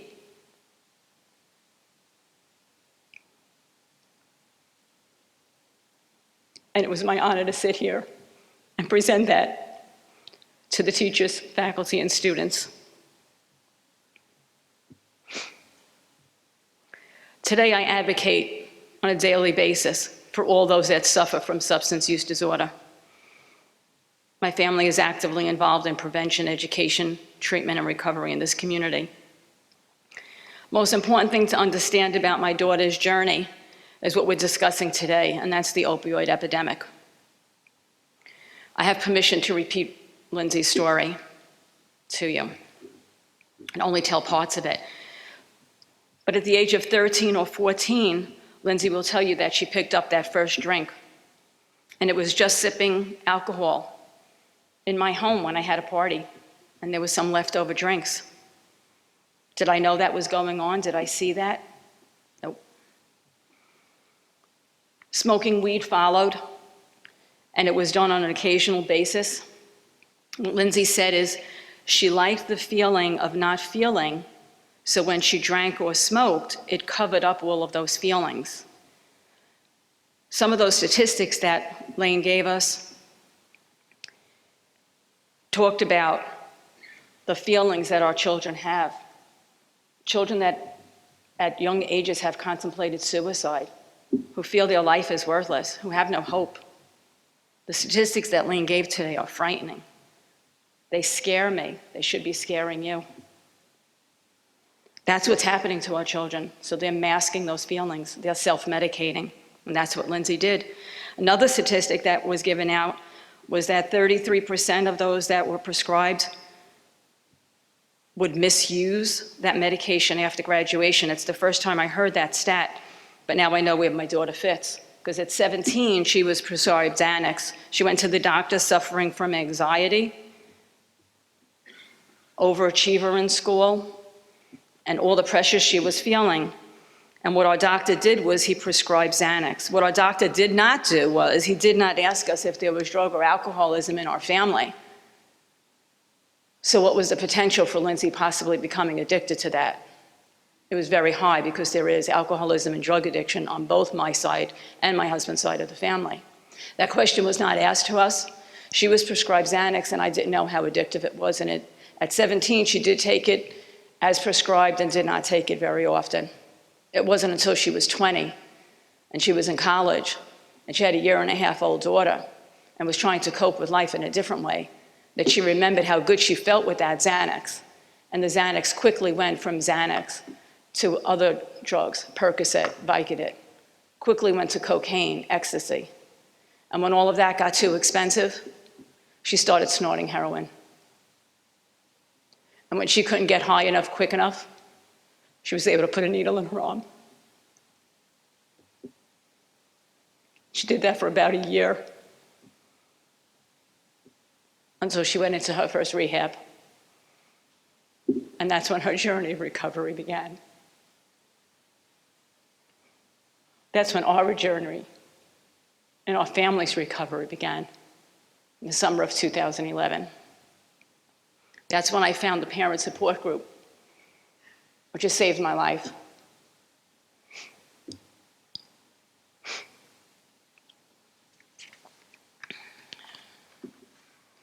I was totally blindsided by my daughter's addiction. And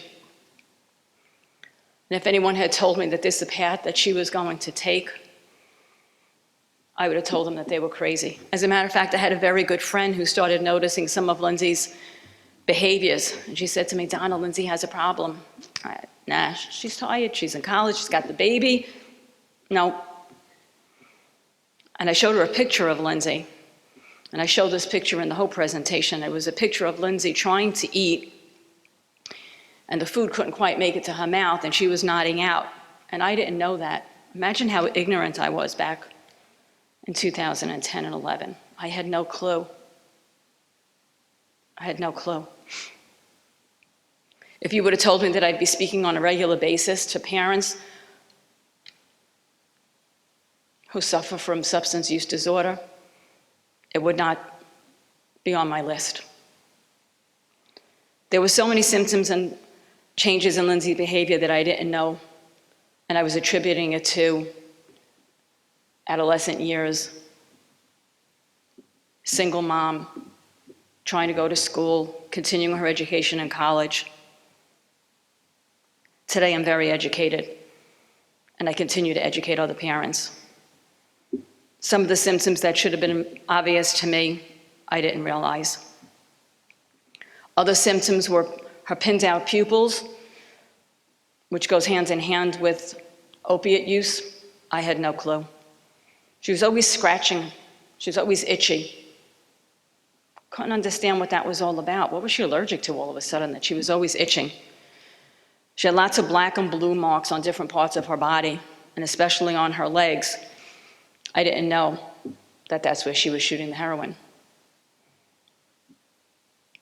Changes of her friends, neglecting her activities, eventually her personal hygiene, severe weight loss, isolation. It made us realize that she needed help. Once she finally got that help, it took a couple of times, it took a couple of tries. Relapse rate is high, especially for heroin use. She went to a detox program. She did outpatient care. And eventually, through the information we started learning from seeing our drug advisor and our counselor and going to the parent support group, I learned that we needed to set some boundaries in our home because it was our home and we had to take our home back. And some of those boundaries included that if Lindsay were to use drugs in our home, she was not going to be able to stay in our home. And how do you say that to a 20-year-old child who has a 1.5-year-old grandchild that you're now raising? But obviously, allowing Lindsay to continue living in our home was killing her daily.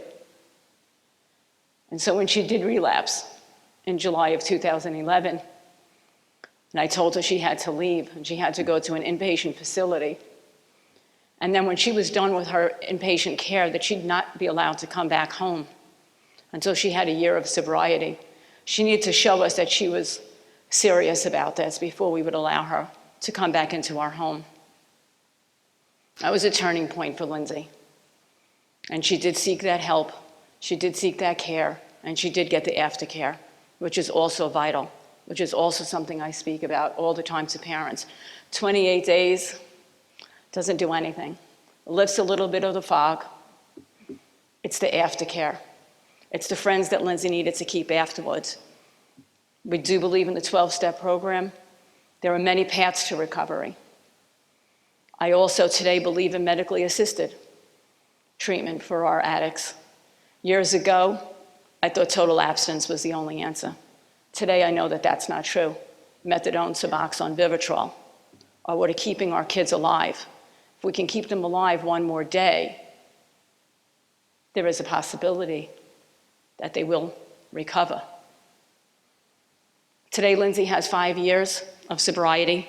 She still lives at home with my 7-year-old granddaughter. She did finish up her associate's degree in human services, and she works in this field. She's now working on getting her bachelor's and master's in an accelerated program in Alvernia, where she will continue on her path. She works in a treatment facility. She's a counselor. She gives back to the community on a daily basis. That's where our life is today. But I have to remember that that's not where it always was, and that it can change at any time. And that's why I continue to speak for her and for the other parents and for the other families that I work with.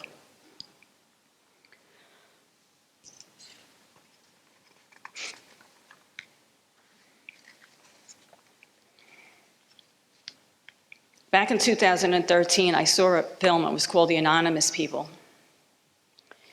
And it opened my eyes to the 23 million people today in the United States that are in recovery. It made me aware that advocating needs to be done to erase the shame and stigma that's attached to this disease. This year, a new film came out. It's called Generation Found, and that's just beginning to hit some of the private theaters. We will be showing it in September. It takes an intimate look at the treatment centers, sober recovery high schools, collegiate recovery, and alternate peer groups. I read a statistic yesterday that students that attend a sober high school are more than twice as likely to stay sober as those that do not. Closest recovery high school we have is in Philadelphia. We need one here, we need one in the Valley. Sitting on a task force that just developed, and we are looking at a recovery high school alternative in the Lehigh Valley. Back in 2014, for the first time, I walked in a recovery walk in Philadelphia. I stood among 20,000 people who were in recovery. I did it again in 2015, and on September 17th of this year, I'm going to do it again. Our group raised the most money out of all the groups in the Philadelphia and Lehigh area. And as a result, I have a really fun night coming up on September 3rd. It's recovery night at the Phillies and Braves game. And guess who gets to throw out the first pitch at that game? There's some upsides to this battle and journey that we've been on. The most important thing is that today my daughter is in recovery and we have a life. And our family has a life that we can look forward to and share with others. Thank you.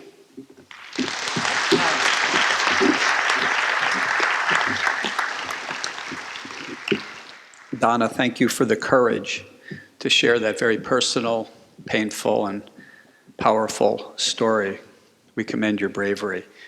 I have 3 patients that are going to talk 2 minutes apiece and give their experience with opioids after major surgery, some positive and some negative. Let me introduce Ron Geary first.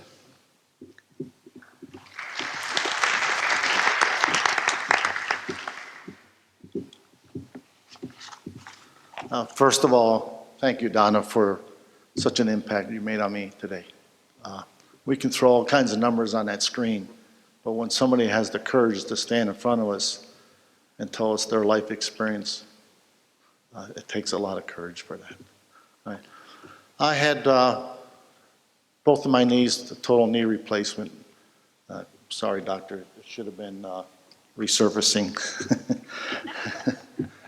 I had my left knee done in this past November, and I had my right knee done this past March. When I had my left knee done in November, when I went home, first thing I did, I ran to the store, the pharmacy, to get my prescription of oxycodone filled, because I heard so many horror stories about total knee replacement surgery, the pain afterwards and all that. Well, I went home, and the medications they had given me in the hospital, I was told would last a couple days before I would start feeling anything different. And you know, it's like you have one hand on that bottle of painkillers and you're just waiting for that pain to kick in. I was blessed because I had no pain at all through surgery, my recovery, and my physical therapy. At the most I took was an ibuprofen. My right knee, same procedure, but every surgery is different. I went through the surgery, recovery, and physical therapy. All I experienced was I had 2 nights, what they call that night pain, and mine wasn't really a pain, it was more of an ache, and I just took ibuprofen and went back to sleep.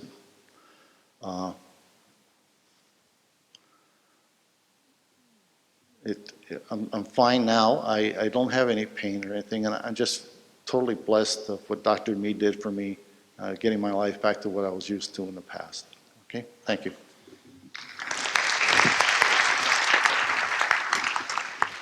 So I'm going to introduce Russell Frank, who tweaked my interest when he came in, and he had a skydiving shirt on at 69 years of age, and he said he wanted both knees done at the same time so he could jump out of a plane again.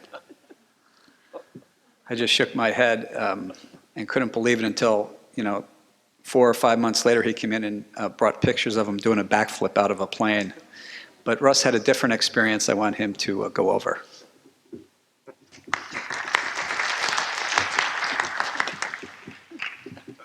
Good morning, everybody. I'm here to talk about how easy it is to get addicted to prescription pain pills. As Dr. Mead said, I was a skydiver. I was getting that bad that every time I'd come into land, the pain in my knees was that bad I'd have to fall over. Last November, I talked to Dr. Mead. He told me he could do both my knees, and if I took the therapy that I would have to take, within 6 months, I'd be back jumping out of planes again. So I went in for therapy. I went in for the surgery. I had no pain whatsoever. Within an hour of having the surgery, I had my walker. I was walking back and forth in the hallway. They told me I was 1 in 100 that couldn't believe I didn't have any pain. But when you have both your knees done, instead of going home the next day, they want to send you to a rehab hospital for a few days. So I went to the rehab hospital, and the first thing that the doctor comes in, he said, I have you scheduled for therapy for 3 times a day. And the only way you're going to be able to take this therapy is you don't want to be in pain. So what I want you to do is an hour before every therapy session, I want you to call the nurse and tell her that you're in pain. She's going to ask you on a scale from 1 to 10 what your pain level is. If you tell her a 3 or 4, you're going to get 1 medication. If you tell her 7 or 8, you're going to get the good stuff. They'll give you 2 oxycodone, and you'll be able to take the therapy. I was in there for 5 days. By the second day, I realized that when you're taking these pills, it doesn't take long to where it doesn't last as long, and it doesn't work as well. In no time at all, I was constipated, I couldn't urinate, and I was in more agony from that than I was from having my knees done. I got discharged from there 5 days later. First thing they did when they discharged me was give me a prescription for oxycodone. So I went home. Now I have my own pain pills. Now I can take them without somebody's permission. So for a day, I'm medicating myself, taking as many pills as I want. The next day I go in, I'm going to start my therapy. And it's a personal friend of mine. And he's the head therapist at Coordinated Health in Lehighton. And he's familiar to everything that goes on. The first thing he said to me is, Rusty, did you take any pain pills this morning before you come in here? I said, yeah, I took 2 pills and I took a couple last night and some to go to sleep. He said, well, promise me you won't take any more pills. He said, we can work with just cold wraps and ibuprofen, whatever, and I don't want you to take any more pills. They're no good for you. So I promised I wouldn't take any more.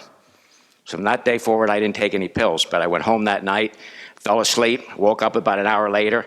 I started twitching. My arm would go, my leg would go, my whole body would go. I got up, I would start walking. I walked the whole night long.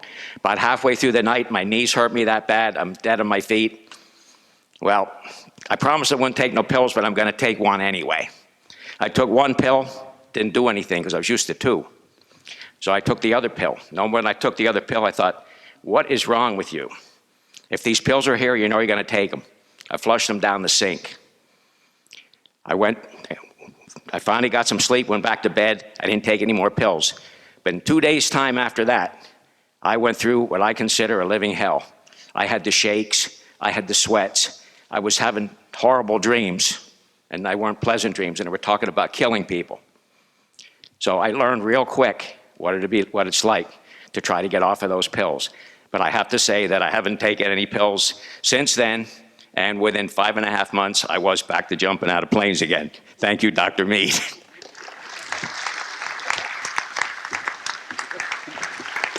Thanks, Russ. So two take-home points is, number one, the medical dogma that we're not overly critical. This is what happens, and the hospital's trying to do the best for the patients, but in reality, it's not the best thing for the patients. So, and the second point is how short a period of time, and Bruce Nicholson could talk about this, that it takes to become dependent on this stuff. So my last patient is Barb Chomek, who, as Lane was angry at the state government, I'm angry at the national government, which is appropriate as Charlie Dent walks in behind me. So the problem is Barb is youthful, athletic, and of the age that she could easily be a Medicare insured patient, but she's not. She's a commercially insured patient, which allowed us to use our multimodal pain approach and get her home the same day of surgery. Here's the schizophrenia of our government system. If she was Medicare, she was ready to go home in 2 or 3 hours, we couldn't send her home. We would have to keep her in the hospital possibly subject her to some of these issues where she got opioid narcotics, and possibly be subject to the third leading cause of death in this country, which is medical errors. So right now, if you're a Medicare patient and you have no medical problems and you undergo the multimodal pain approach, you can't go home the same day because they won't pay for it. So this is something, like Lane said, we want the state government to change one of his issues. This is something that we need the national government to change. But I'll let Barb give her quick story.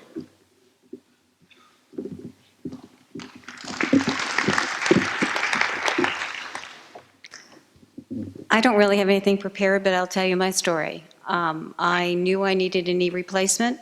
I was well aware of the traditional format that it was done, and it kind of appalled me.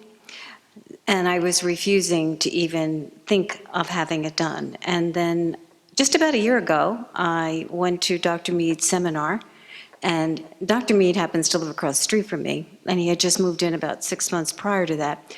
And my husband said to me, "Hey, did you see Tom is having a seminar on rapid recovery knee replacement?" I thought, well, that sounds interesting. I'll give it a try, but I'm not doing this.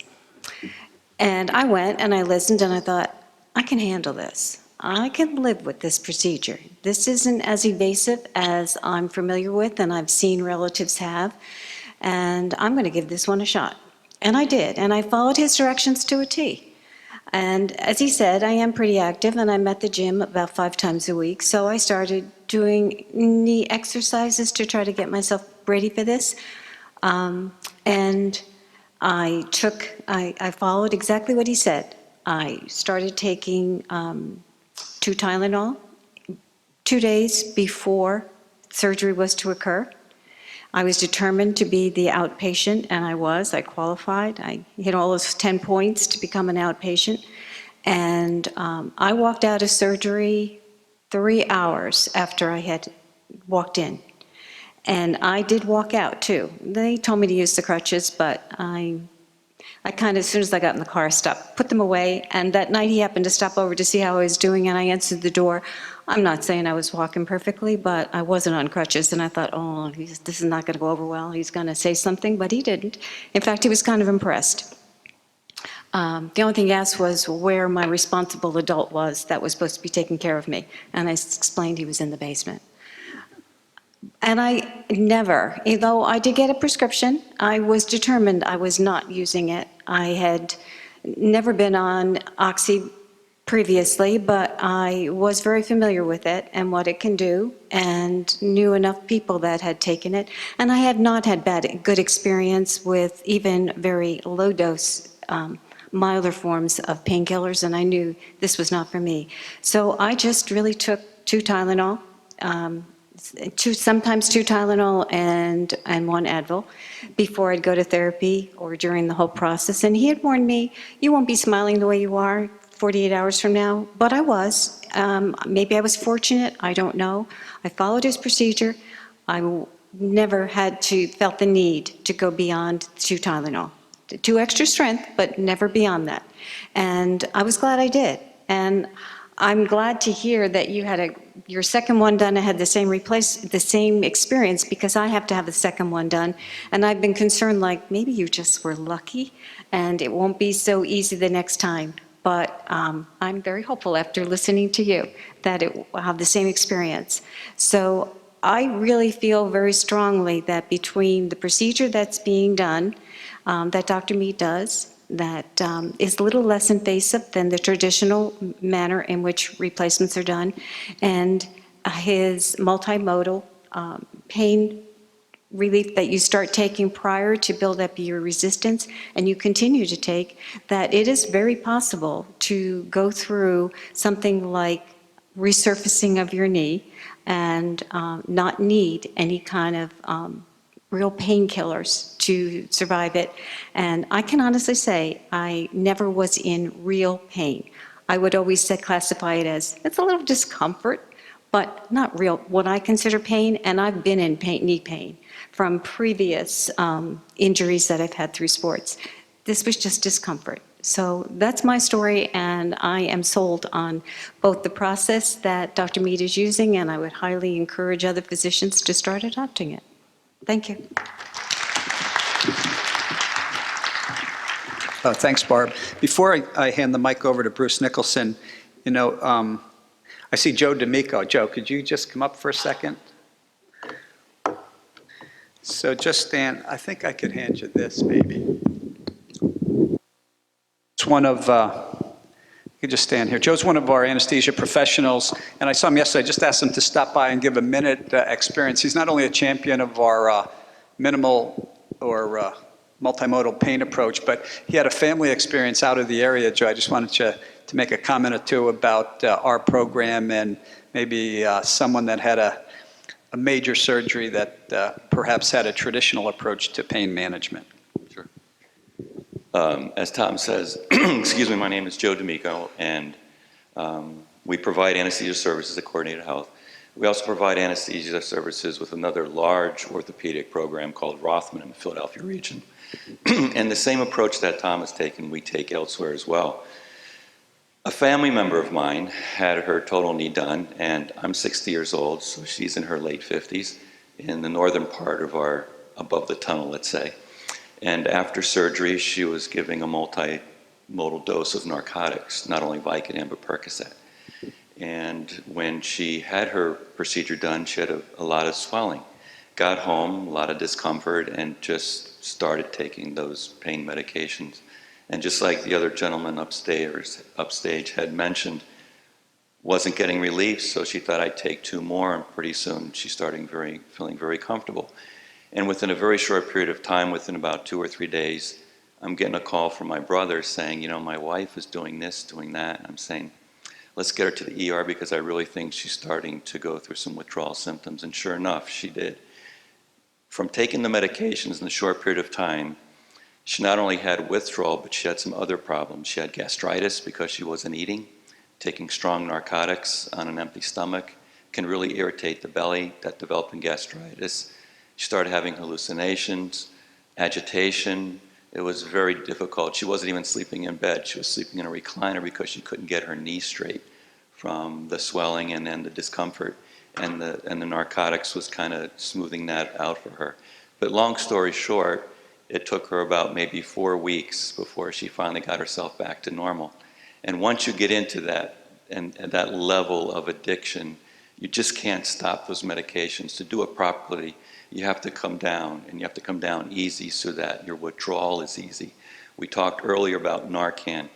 I worked in pre-hospital for many years before anesthesia, and as a paramedic, I just didn't push Narcan in IV. I gave it very slowly to titrate respirations so that as they came from respirations of very shallow and became very strong, I stopped it because I knew if I went further, I would see the agitation and all the other side effects that can come from a strong dose of Narcan.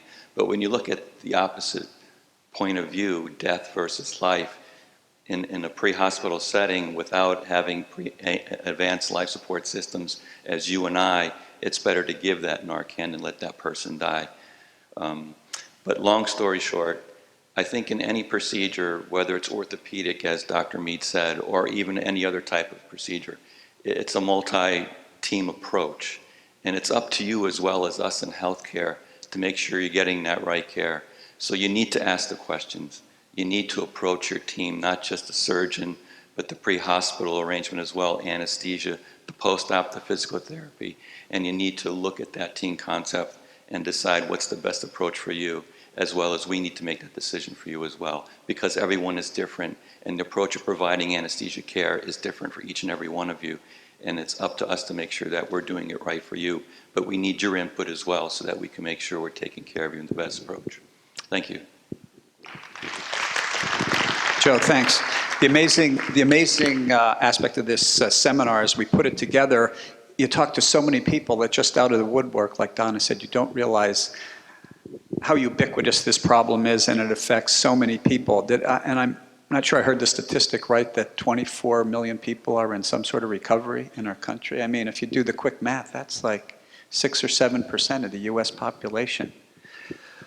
which is amazing. Let me introduce Dr. Bruce Nicholson, a longtime friend of mine, anesthesiologist who specializes in pain medicine. He speaks nationally, respected internationally.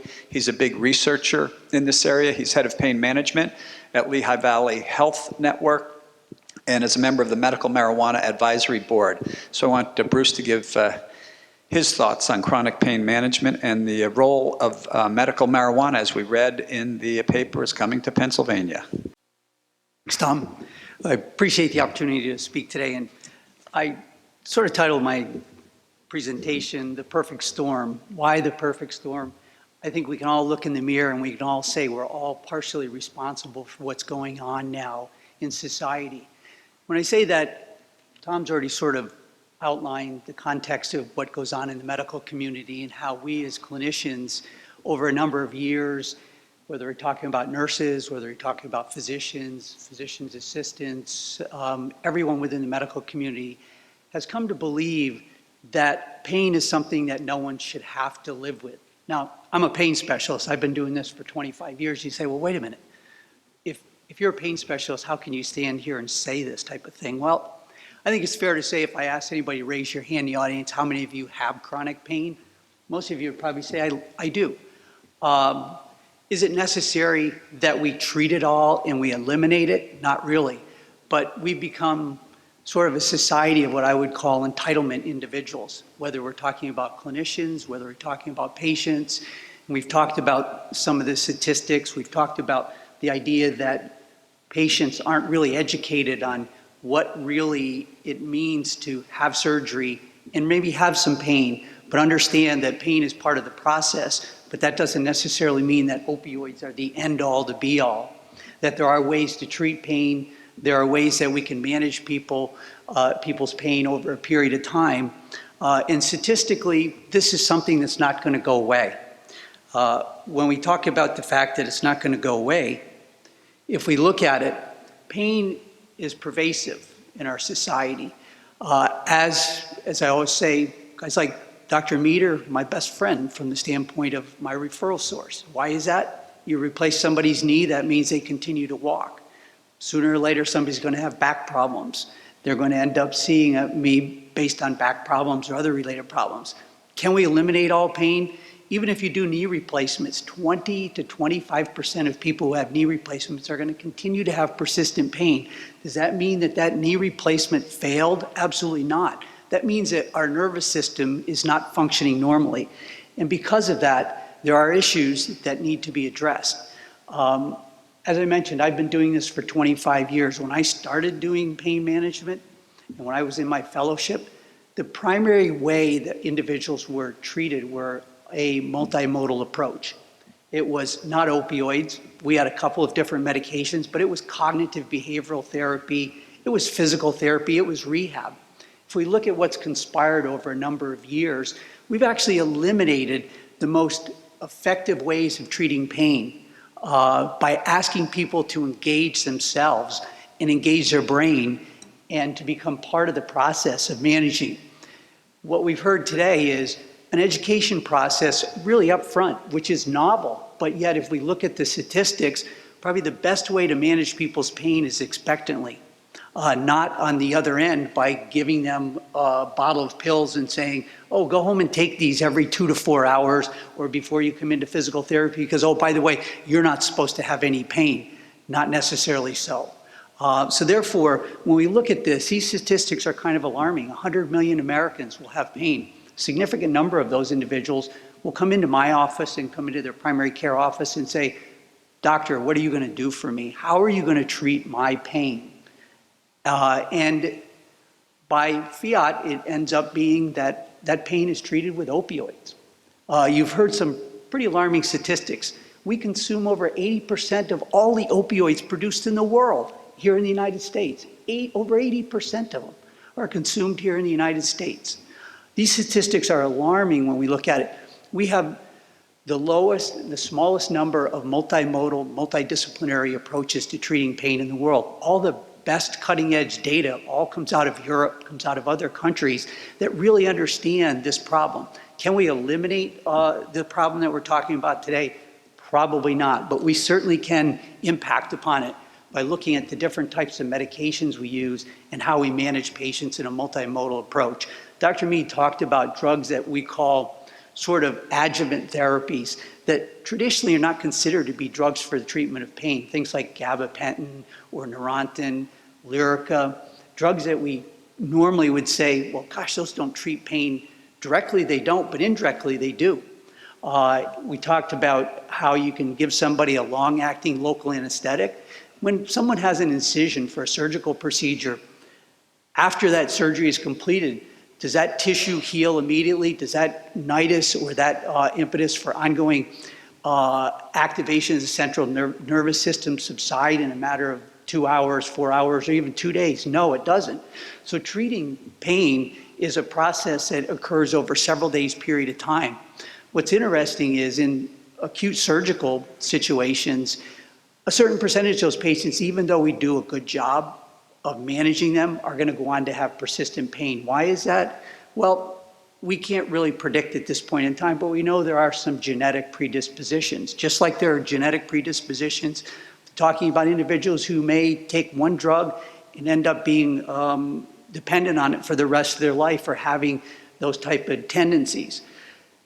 We certainly know there's different classes of drugs. Opioids, without question, are one of the major players when we talk about treating pain, and they have been our armamentarium, our go-to resource for a number of years. Unfortunately, they've become the default therapy of choice for a lot of acute as well as chronic conditions, not for want of the fact that we've become an entitlement or a pill-taking society, and we want someone to be able to take care of us, not to participate.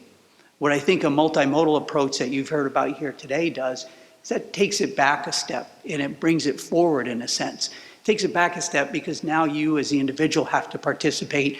We as clinicians have to be active members. And we have to understand that there are certain things that we have to do together. If we look at this list of drugs up here, again, the majority of these drugs are not what we might call painkillers or narcotics. The opioids certainly do play a role, and they're the primary drug of choice by default again. If we look at our insurance companies out there, and Dr. Mead already alluded to this, unfortunately, they don't pay for these adjuvant therapies. They will pay for that opioid. They'll pay for that oxycodone. If you want to get oxy-IRs, 15 milligrams, 30 milligrams, no problem. We'll write the prescription for that. But, oh, by the way, can we get 6 months, 6 weeks, or 8 weeks of therapy? No, we'll only give you 4 weeks of therapy. And, oh, by the way, you have to pay for half of it. But, boy, I can take oxycodone. It only costs me $15 for my monthly prescription of oxycodone. Is that really a good solution or alternative to what's going on in society? Probably not. But that, again, being said, we do have a problem from the standpoint of chronic therapies. And I think it's accepted that as we age and as our population demographics change, chronic pain is a major issue for our society. And therefore, we have to develop therapies that will be effective for this, therapies that are safe and effective. The two most common therapies besides opioids are NSAIDs, which you've already heard about. Unfortunately, NSAIDs in young populations work, but if you look at the statistics, it's alarming. Over 16,000 Americans die every year from complications related to NSAIDs. If you now look on your bottle of anti-inflammatories, you'll see a little black box on that bottle, in the package insert of the PI. That little black box actually is there for a reason now, because the statistics are alarming that more and more individuals, as we begin to understand the complicating issues related to anti-inflammatories, are being subjected to them dying from cardiovascular complications, renal complications, a whole host of different things. So they really aren't the answer for treatment for patients. But then again, neither are opioids, because the same number of individuals, as you've already heard, die from opioid overdoses on a yearly basis. And so these statistics really put us sort of as myself as a pain clinician into sort of a catch-22 situation. When I see somebody that may have had a knee replacement and has great results, you look anatomically at it, you say no problem at all with it, but yet they still have persistent pain. And they come into my office and say, well, what are you going to prescribe for me? This may be a 65 or 70-year-old who's maybe had a heart attack, maybe have some cardiovascular problems. Can't put them on an NSAID. Do I really want to put them on an opioid? Well, we've already heard that opioids aren't the end-all to be-all, without question. They're a double-edged sword. They do work for a percentage of the population, but I would say, by and large, the majority of individuals, if we look at statistics as far as retrospective reviews, majority of patients in the end up with a lower quality of life when they've been on persistent opioids for a period of time. They may say, well, I feel somewhat better, but in the end, the quality of life issues begin to outweigh and begin to be a negative. Well, we've heard some statistics about really what we currently talk about from the standpoint of risk factors. And without question, I think Lane really brought this home from the perspective of a lot of the issues. But this is actually a statistic that was published by the NIDA, National Institutes of Drug Abuse, a few years ago that I think sort of brings the point home that as I look in the mirror, I say, we are the problem. When I say we are the problem, we're the ones that are prescribing the opioids. And if we look at it, physicians are responsible for 80% of all the diversion of opioids that occur out in the community. That diversion of opioids directly leads to that 40 times greater likelihood of going on to develop a substance abuse problem, particularly with heroin. Statistics, a few years ago, there was a retrospective review that they asked over 10,000 heroin users who had been admitted to rehab centers across the country what their drug of choice was before they came into rehab and before they got onto heroin. 80% of them said oxycodone was the drug that led them onto heroin. And we know, without question, there is a direct relationship there. Certainly, other drugs are likely to occur. And I think, as Lane already discussed, there's no question that there's a risk-taking behavior that occurs with individuals, whether you're talking about a 13 or 14-year-old who has their first drink or decides to smoke marijuana or whatever. It's risk-taking behaviors that we all have to be aware of in our children, as well as adults. Risk-taking behaviors are important. We know that there are predisposing issues. If we have someone who comes into our office and I see them for the treatment of chronic pain, and they're a smoker, and they get up first thing in the morning, and if they smoke a cigarette first thing in the morning, that is a direct relationship between the high likelihood. They're about 10 times more likely to misuse and abuse their opioid if the first thing they do in the morning is get up and smoke a cigarette. So we know that there are behaviors and ways that we can spot individuals. That being said, again, we're sort of caught in a conundrum, so to speak, where we as clinicians have to address the need as our patients present and the fact that it's irrefutable that you can't eliminate chronic pain. And therefore, we have to begin to explore newer options for the treatment of pain. I put this up here because about 2 or 3 years ago, I was asked by some of the state legislators, Dalen Leach and Mike Fulmer, to become involved in helping them frame the bill that passed, SB 3 or Act 16 in Pennsylvania for the use of medical marijuana. At the time, I said, wait a minute, why would I ever want to do this? I'm a child of the 60s, and therefore, I remember what President Nixon and all the drug task force had to say about marijuana, that anybody who smoked marijuana was going to go crazy, and you were going to go out and you were going to do all kinds of bad stuff. Little did I realize that when I started to look at the literature, there's a tremendous amount of literature out of other countries that clearly has articulated the benefit of this. Now, I went to medical school in 1980. In 1980, we had about 5 minutes or 15 minutes at the most of any education, formal education on how to manage pain, let alone understanding what goes on from a neuropsychological and neurophysiologic perspective related to pain. there was no such thing as what was called discussions regarding what's called the endocannabinoid system, which we all have, by the way. And anyone who's exercised, anyone who's run, it's not an endorphin high that you get, it's actually an endocannabinoid high that you get. What's important to understand is the two systems, when you go out and you run any distance and you get that little high, you also have a little bit of pain related to it, right? Well, those two systems are very closely aligned, and therefore, as we've already heard, that's part of the problem.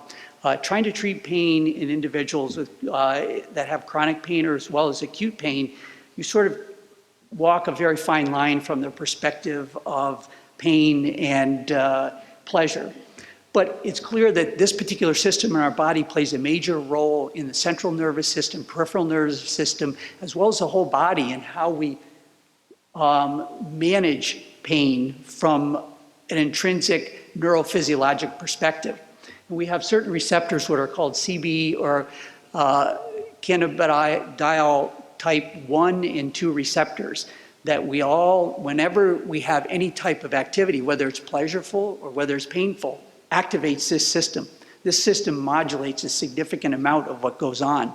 And the more I read about it, and as I say to, when I was talking to Dalen Leach and Mike Fulmer, I said, I got a little nervous about the whole idea of actually going on record, because they asked me after I met with them a couple times, would you be willing to go on record to actually talk about medical marijuana to the community? I said, I don't know. And then I finally did it, and I said, it was sort of like coming out of the closet. I was one of the few clinicians who actually was willing to say, hey, we have to take a step back and understand that there may be significant benefit to this. And with that in mind, the state of Pennsylvania, I think, is actually framed and passed probably the most comprehensive of all the different medical marijuana bills that have, to this point in time, and there are 25 or 26 states now that have passed medical marijuana, has done absolutely the best job. And I have to compliment the state legislature and our governor in regards to the time and effort that they put in.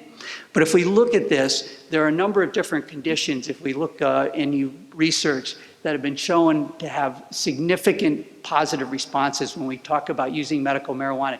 And I'm not talking about the THC, the psychoactive component of it. We're talking about the other 300 constituents of the marijuana plant that actually play a significant role in modulating central nervous system activity and peripheral nervous system and inflammation. Believe it or not, what's called CBD, cannabidiol, cannabinoids, are 20 times more potent than aspirin as an anti-inflammatory, with virtually no downside, with no risk factor whatsoever. With that in mind, there are a whole host of different conditions that the state actually, when they enacted the bill, allowed to be included in here. But if we look, probably the most important is chronic pain, intractable pain, whether it's neuropathic or non-neuropathic. If we look in the states that have passed medical marijuana bills, on average, according to the Journal of American Medical Association review that came out about 3 years ago, the number of deaths related to opioid overdose have dropped 23% in these states. Why is that? Well, there's some signals that suggest that individuals who actually use medical marijuana legitimately decrease their opioid consumption by over 50%. And we as clinicians are responsible for 80% of those opioids out there on the street right now. So therefore, if we can do anything to decrease that flow of opioids and improve outcomes, then we've had a positive effect. And with that, I'll close and just leave it with the fact that I think we've done a great job. I think we have a lot to learn from the standpoint of how we can manage patients with chronic pain, but I think medical marijuana put in the context of a controlled substance and an opportunity to advance medical science. And again, Pennsylvania has done a wonderful job. Tom mentioned Steve Klasko down at Jefferson. As soon as this bill was passed, within about 2 weeks, they actually formed and initiated an institute for the research related to medical marijuana as a truly established and legitimate therapy. And with that, I'll thank you and close.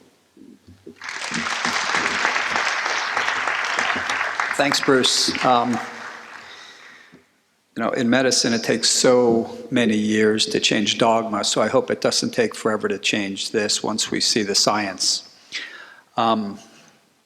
Yesterday, when I got my coffee out and opened the newspaper, I saw Congressman Charlie Dent on the front page of the newspaper, and then I looked up at CNN News, and he was on CNN News, and I just said, wow, Charlie's got a lot going on this week. I don't think he's going to show up at our opioid epidemic conference, but I'm so proud of Charlie. I've known him for decades. He represents the 15th district almost his whole career, and I'm proud of his many accomplishments and all the things he does, but perhaps I'm most proud that we are both Nittany Lions and graduated within a year of each other.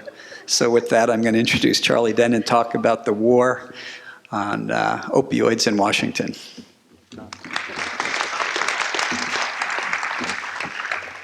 Thank you, Tom, and go Lions.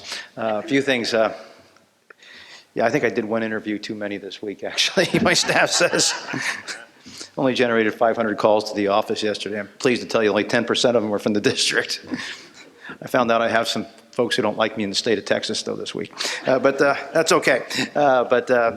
That said, good morning, and thank you for allowing me to join you today. One of the reasons I became very interested in the opioid issue is because about 2 years ago, I was looking through the newspaper, and I look at the obituaries most days, and I saw the obituary of a young man, and I recognized his last name, and he's 20 years of age, and it disturbed me, and I saw who his mother was, who I knew, and his niece had worked for me, and I called her into the office, and I said, hey, I saw this obituary. You didn't mention it to me, but this is your relative. It's 20 years old. What happened? And she kind of looked over her shoulders and said, it was a heroin overdose. And so that really drove the issue home to me. And part of the reason why back in, I think it was in February or March of 2015, I held a opioid conference, heroin conference out in Berks County over in Brandywine School District near Kutztown. And we brought a lot of experts in to talk about the issue. And I learned a lot of things at that forum at the time. One, that we had some folks there, not only from the healthcare community, a lot of physicians, and Alex Rosenau was there from Lehigh Valley Hospital, and folks from some of the Reading facilities were there too. The DEA, also local law enforcement, and others with an interest in this issue. And what the DEA had told us was that the heroin that they were picking up in eastern Pennsylvania was the most lethal heroin, the purest form of heroin they had seen anywhere in the United States.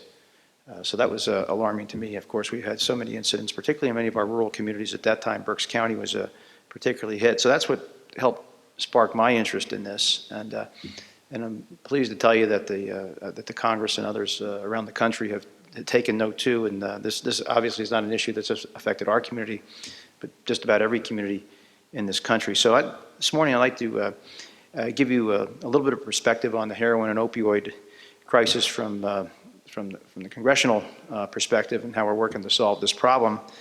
And I'll share them both as a member of the House Appropriations Committee as well as on the opioid and heroin epidemic legislation we just passed in Congress. From the funding side, as a member of the House Appropriations Subcommittee that oversees funding for our federal health agencies, and specifically the VA, and I won't get into that too much this morning, but I've supported an increase in funding and resources to combat heroin and opioid abuse. Funding these different agencies and programs help states and local communities provide prevention, treatment, and recovery options. Specifically, SAMHSA, which is the Substance Abuse and Mental Health Administration, was given $581 million just to address the opioid and heroin abuse, which is a significant increase from just last year. And as part of this money, $500 million was for the first ever comprehensive state grant program for states to help address the opioid epidemic. This is in addition to the $1.8 billion for the Substance Abuse Program and Treatment Block Grant, which supports alcohol and drug abuse prevention, treatment, and recovery services. The CDC, the Centers for Disease Control, was given $90 million, an increase of $20 million from last year, targeted towards prescription drug use. I have fairly regular conversations with the director of the CDC, Dr. Tom Frieden, about a number of issues from Ebola to Zika.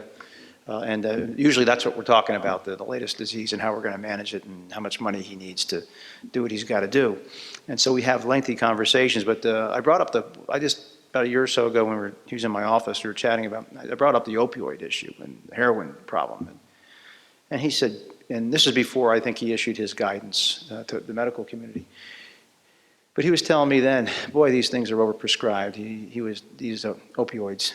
And he said, these should be used, primarily, these opioids should be used primarily for acute situations, accidents and, and people dealing with cancer and a lot less for these chronic conditions. And so we had a long talk about it, and he said he was, and his people were working on guidance, and I don't know if what the medical community thinks about his guidance, but nevertheless, he seemed to be well aware of it, and so we've had a lot of interest. Additionally, I want to mention that the appropriations bill also gave an increase to the poison control centers, since more than 90% of unintentional poisoning is caused by prescription drugs. And then on the comprehensive opioid legislation that was just enacted, that comprehensive bill on opioids and the heroin epidemic was passed this Congress and was just officially signed into law just, I think, a little over a week ago. And I certainly was proud to support that legislation. But this bill, this law, expands treatment and recovery options for those with an opioid use disorder and offers targeted addiction treatment services for those people with unique needs, including pregnant women and veterans. The bill also gives law enforcement and first responders additional access to opioid reversal drugs such as naloxone and to help save lives. So that's where we've been on this. My office can provide you a lot of information on the recently passed enacted law. Michaela Ashmar, raise your hand, Michaela. She's here from my office. We can get you any information you like on what we've done there. Another issue I just wanted to mention, it's related to the opioid situation, is our synthetic drugs.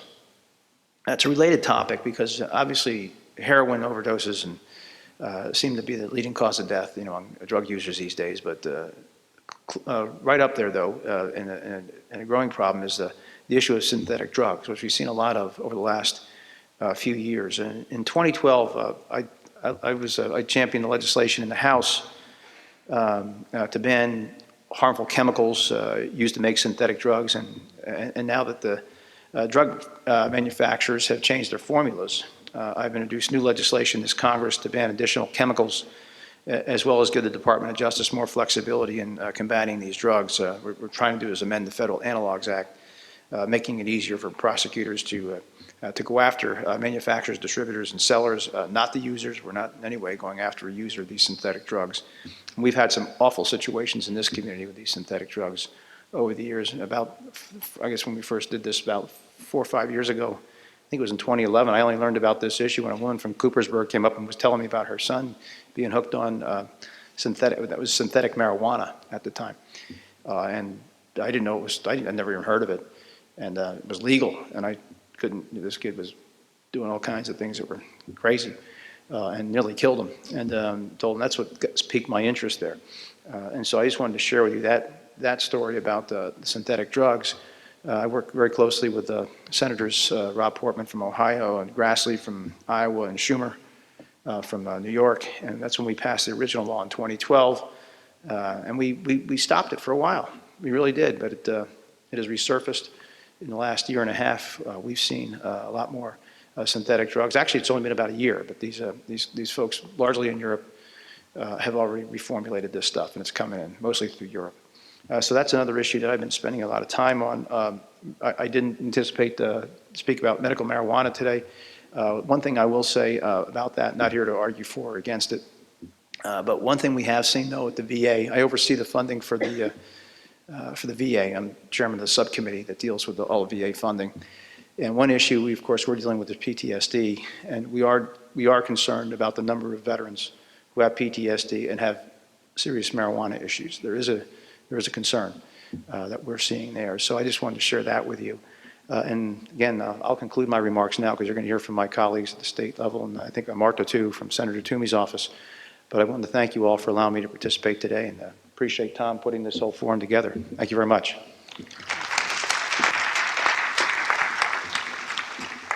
Charlie, thank you. Thank you. Can I suggest you run for president? So I'm going to introduce Dave Argel, and I'm going to assure you one of the criteria to speak on the podium today is not being a Penn State graduate, because you may think that's the case, but Dave is also a graduate of Penn State Graduate School, and he's been a member of the state Senate representing Schuylkill and Berks County, and Governor Wolf has been all over the state as a huge advocate of this opioid crisis. They just passed the budget, and perhaps Dave could address the percent of the budget and the programs that the state is doing to combat this epidemic. Dave? Thanks, Tom.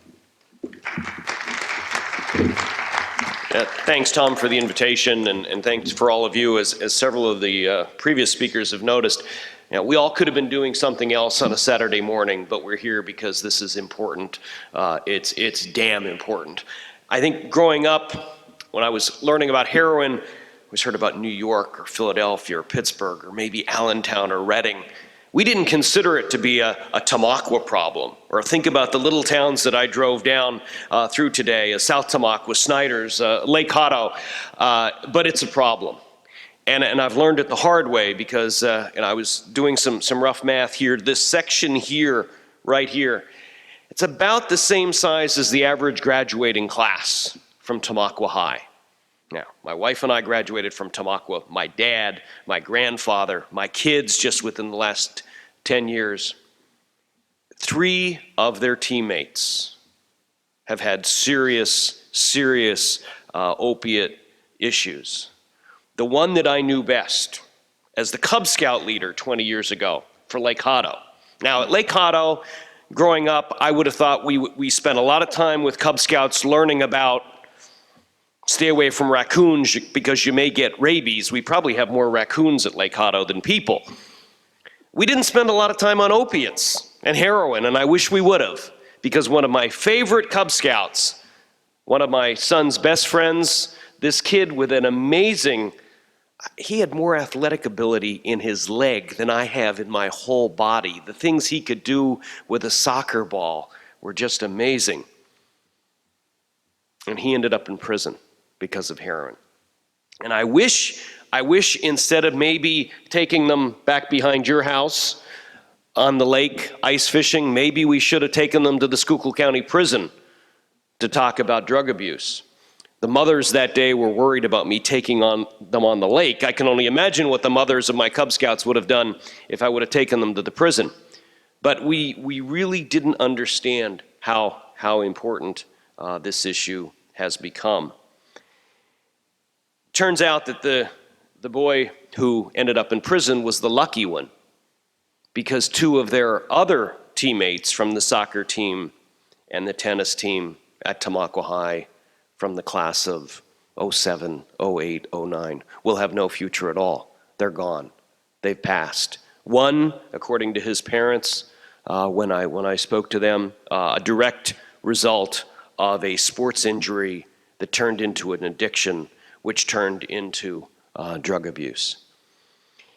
In Schuylkill County, talking to the coroner, 4 deaths in 13, 7 in 14, 9 in 15. That's not the kind of trend line that you want to see. The same thing when we checked with the coroner in Berks County. More and more and more every year. And I think perhaps what really disturbed me in talking to the coroner's office in Schuylkill County, they all died in their homes. Most of the family members of the deceased were unaware that there was even a heroin issue. And so I think what we're here today to educate ourselves. Elaine, I want those statistics. And if that bill that you referenced hasn't been introduced yet, I will introduce it this month. There is no reason for that at all. As Charlie knows, we've had some problems in Harrisburg as well as in Washington with Republicans and Democrats, liberals and conservatives trying to work together on a common cause. We've especially had some budget problems in Harrisburg you may have read about once or twice or a million times in the last 2 years. But I think the one bit of good news that I can report is that Republicans and Democrats came together this year for an extra $15 million to deal with this issue. The governor wanted more, of course. It was one of the few areas where any issue got new money this year. We are in the midst of a very, very difficult budget debate that's been ongoing now for a couple of years, but we all agreed that we needed to do more in terms of treatment, in terms of prevention, in terms of education. And so I think that's why we are here today. I will be sharing what I've learned today with my annual reports and regular reports and weekly reports to the 250,000 people that I'm privileged to represent from the little town of Womelsdorf all the way up to Lake Hutto and McAdoo. There's no doubt that this isn't, if it ever was a big city issue, it's not a big city issue anymore. It's an issue that has hit us way too close to home. You've heard here on the panel, I suspect the same is true in the audience. Many of us know people that have been directly afflicted by this terrible issue, and the status quo is simply unacceptable. We have to do better. That's why we're here today. Tom, again, thanks for the invitation. Dave, thank you. It's always tough to be the last speaker, but we have time for Marta Gabriel to speak and have a few questions and still get you out before 11:30 on time. So I want to thank you for that. She's the regional manager to Senator Pat Toomey, who offered the Stopping Medication Abuse and Protecting Senior Act earlier this year. She's going to tell us more about Senator Toomey's efforts. Thank you, Dr. Mead, and I hate to break the Penn State run, but Moravian Lehigh, go Greyhounds, go Mountain Hawks. Good morning. As Dr. Mead said, I'm Marta Gabriel. I'm the regional manager for Senator Toomey. I wanted to thank Dr. Mead and Coordinated Health for hosting this event and for inviting us to participate. I also wanted to just thank Donna for sharing the moving story of your daughter, Lindsay. I'm glad that she's doing well, and I'm glad that she did turn her life around. That's an amazing story. This epidemic, as we all know, as we've heard this morning, is taking lives all across our state and all across our country and breaking up families. Senator Toomey has heard it repeatedly throughout the Commonwealth. He's traveled and had town hall meetings, he's had roundtable discussions, whether it's rural, urban, or suburban communities. We're hearing this all over the state. We held a roundtable discussion here in Lehigh County a couple months ago, and Lane was integral in the discussion there and sharing his experiences, what he's seeing here in Lehigh County. And County Executive Mueller, who was here just earlier, was also very instrumental in helping us make that happen. And the kind of feedback that we got from Lane and some of the other physicians at that roundtable was really important to Senator Toomey. So thank you, Lane, for all you do and for being in the forefront and really the eyes and ears of our community as far as this problem is concerned. As chairman of the Senate Finance Subcommittee on Healthcare, Senator Toomey has traveled the state, as I said, hosting hearings, talking with healthcare professionals, law enforcement, anybody he can talk to get a better understanding of how pervasive this problem is. And based on the feedback that he has gained from throughout the state, he is advancing a three-pronged approach to addressing this epidemic and to prevent opiate addiction from occurring in the first place. And the three prongs are to reduce diversion of powerful narcotics, to reduce overprescribing, and to improve access to quality of treatment. The first one, the reduction of diversion of powerful prescription narcotics.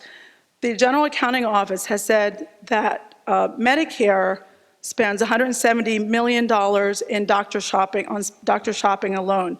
Medicaid and commercial plans use lock-in to stop opiate abuse. This tool currently doesn't exist in Medicare, though. So Senator Toomey authored the bipartisan Stop and Medication Abuse and Protecting Seniors Act that Dr. Mead had mentioned, along with his co-sponsors, Senator Brown, Portman, Kane, and Casey, our very own Senator Casey. And this allows Medicare Advantage and Medicare plans to use lock-in. And this bill has gained broad support from the Pew Charitable Trust, the law enforcement community, doctors, and senior groups. It stops fraud, it helps coordinate care for seniors, and saves taxpayers $194 million. And most importantly, it saves lives. Senator Toomey's bill was adopted as an amendment to the CARA Act that passed and was signed into law by President Obama just last month. So this was a hugely important victory for getting help in combating this problem. The second prong to the approach, the reducing the overprescribing. The CDC has found that we are overprescribing opioids for many medical conditions, and I think we've heard a little bit of that earlier today. 259 million annual painkiller scripts are written in the US every single year. Doctors don't always necessarily have the information about a patient's prescribing history needed to stop this doctor shopping. So doctors need better access to an electronic database known as the Prescription Drug Monitoring Program, or PDMP, to check a patient's history. Senator Toomey worked on a bill to reauthorize the federal support for this PMPS, known as NASPR, or the National All Schedules Prescription Reporting Act.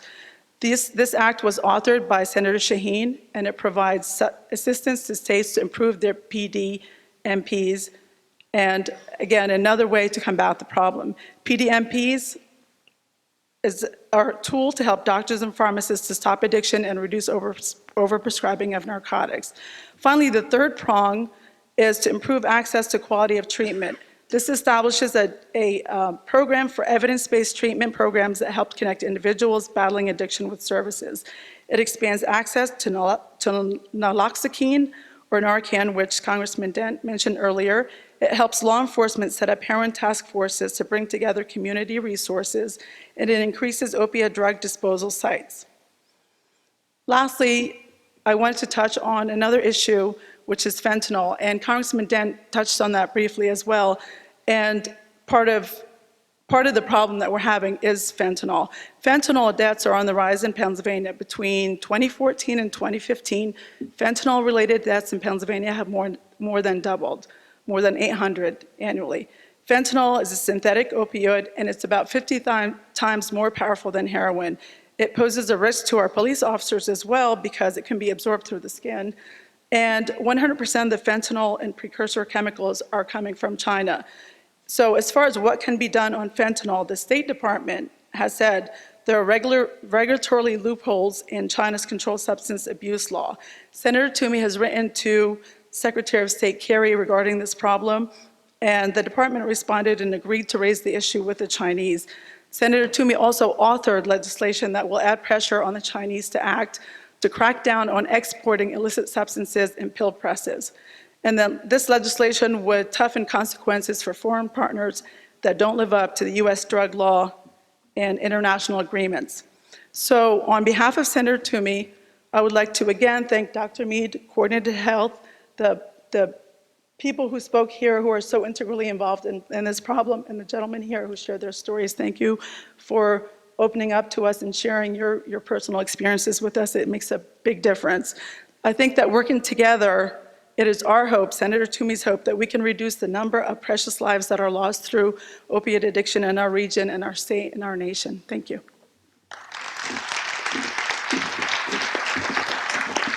Marta, thank you. I haven't been at many of these town hall forums, but I cannot imagine a more talented, informative, dedicated, and passionate panel at any of these other forums. I just can't imagine that. The reason we're here today, it was a perfect storm. Why are we here on August 6th?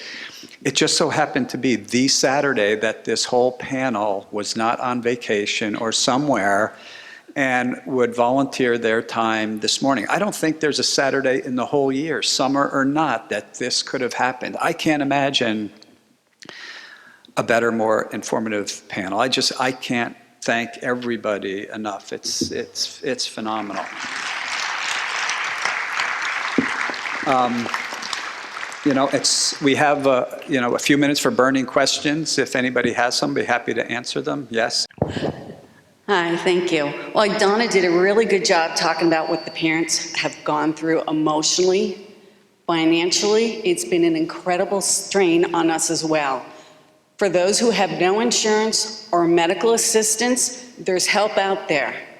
But for those of us, because of the new healthcare law, we have young adults on our insurance. They need treatment to go to an intensive outpatient treatment program at $25 a copay 3 times a week. That's $300 a month that falls on the parents. When you go inpatient, because again, the large deductibles, I have thousands of dollars I have to meet first. So in order to put my son into treatment, I have to either put it on a credit card or I have to take out against the house. But somebody who has medical assistance, they can get the help that they need.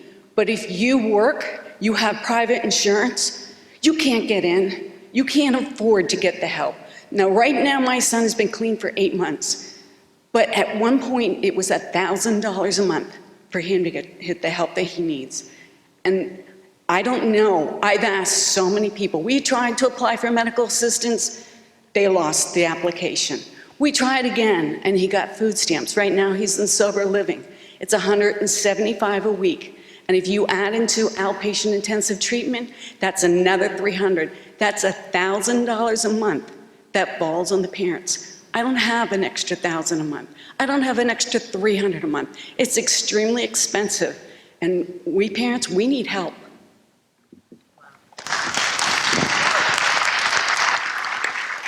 Thank you. Of the 5 Ps that we put up there, the only representative that's not here are the payers.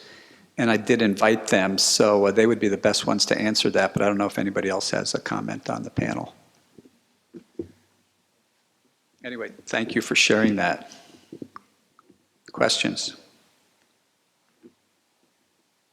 So I know this is a really complex problem, and this was very informative today. But where do we start simply? I'm married to a doc. I know changing physician behaviors is difficult. But it seems to me what Donna talked about, it costs nothing for a physician to say, is there a history of illicit drug use? Is there a family history of addiction? That just needs to be ingrained into the list of questions a doctor typically goes in and asks a patient, whether it's in an ED or an office. You can get more sophisticated with the EMR and have those questions be prompted with a hard stop if you don't answer it when you're about to prescribe a narcotic. There has to be some simple ways to start here. And I'm just looking, how can medical staff members be held accountable to be educated in this epidemic? I think that's a great question. The EMR has come a long way in that regard. You still have the underlying problem. You can ask the question, but we have to elicit a history, and we're prisoners to the patient's history. So obviously, if they're drug seeking, they could tell us what they want. But really, the key is in us being medical detectives and looking at those symptoms, like Lane said, as a coach. I mean, we could look at patients, and you don't have to ask that question a lot of time. You could tell. We learned in medical school, when someone's leaving the exam room, you have a 10 or 15-minute exam, what they really want will be told to you in the last 10 seconds when you're walking out the door, and we hear that all the time. After you go through this long rendition, you're walking, they say, oh, doc, can I have a pain prescription? And I just learned to say no. We basically say no to all narcotics. So it's a re-education of the medical profession that has to start in medical school, as Bruce said.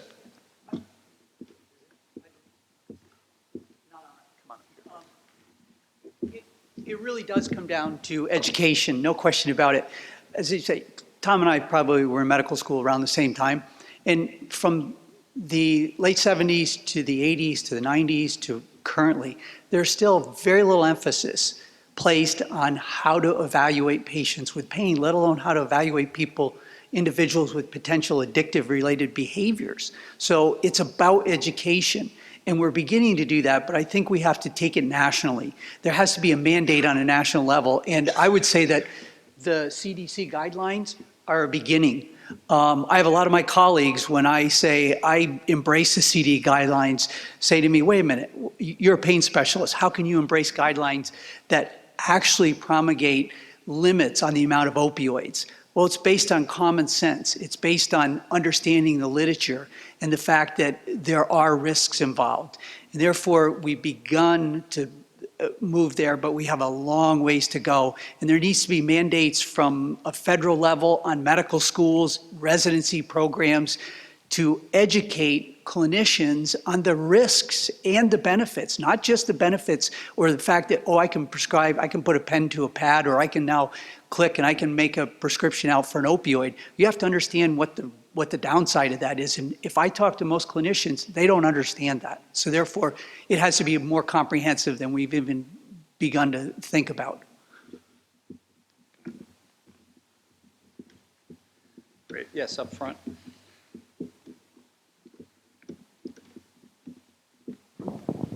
Hi, one of the statistics said that insurance companies will cover opioids, continuously. And I guess my question is, what can be done to influence the insurance companies to cover more alternative methods that were discussed in your panel? How are insurance companies made aware of this information? How are they persuaded to cover alternative treatments?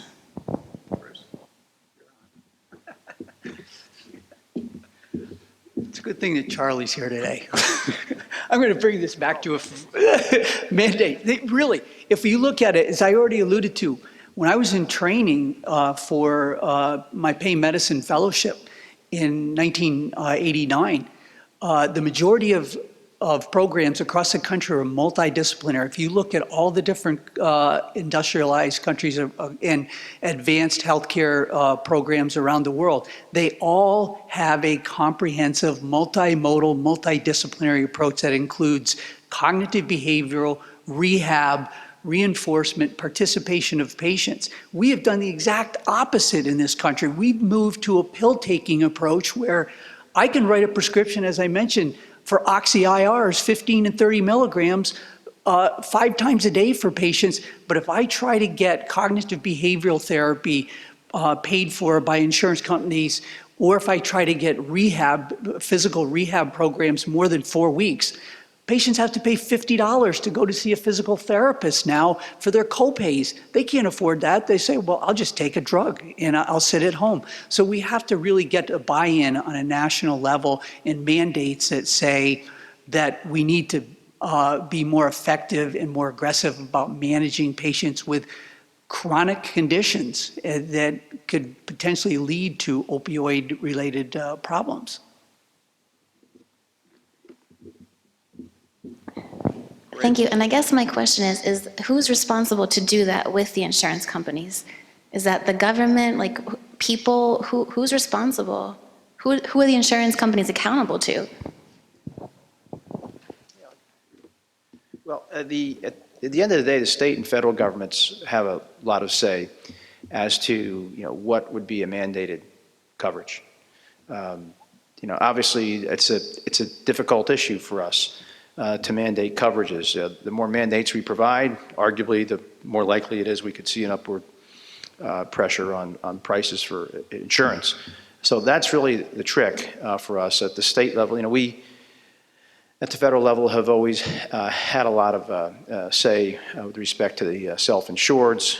The state level, they've dealt with a lot of the other folks who are selling insurance. That they do a lot of regulation there of the largely the non-self-insureds, and they can offer a number of mandates too. So it depends. Yes, it depends is really the answer, but mandates can be done at both the state and federal level. I think you're going to see a lot of legislation moving on this in the next couple of years.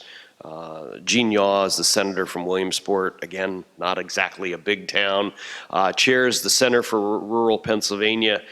They've been doing, I think this is their second year of public hearings, trying to find out, what can we do better so that doctors are better prepared when they come out of medical school than they were 10 or 20 or 30 years ago.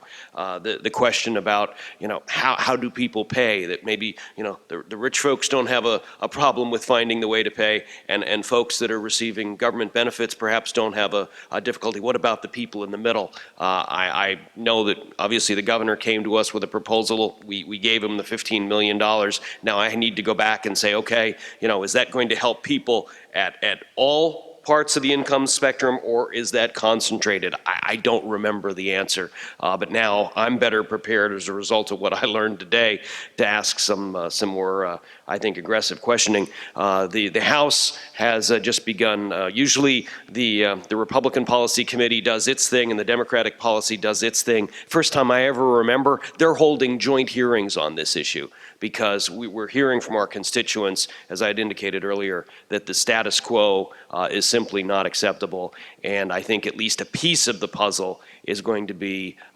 working with the insurance companies. As Charlie had indicated, we try to, as Congressman Dent, my buddy from the old State House days, has indicated, we try to avoid the M word for mandates, but sometimes it just makes sense and we have to go there.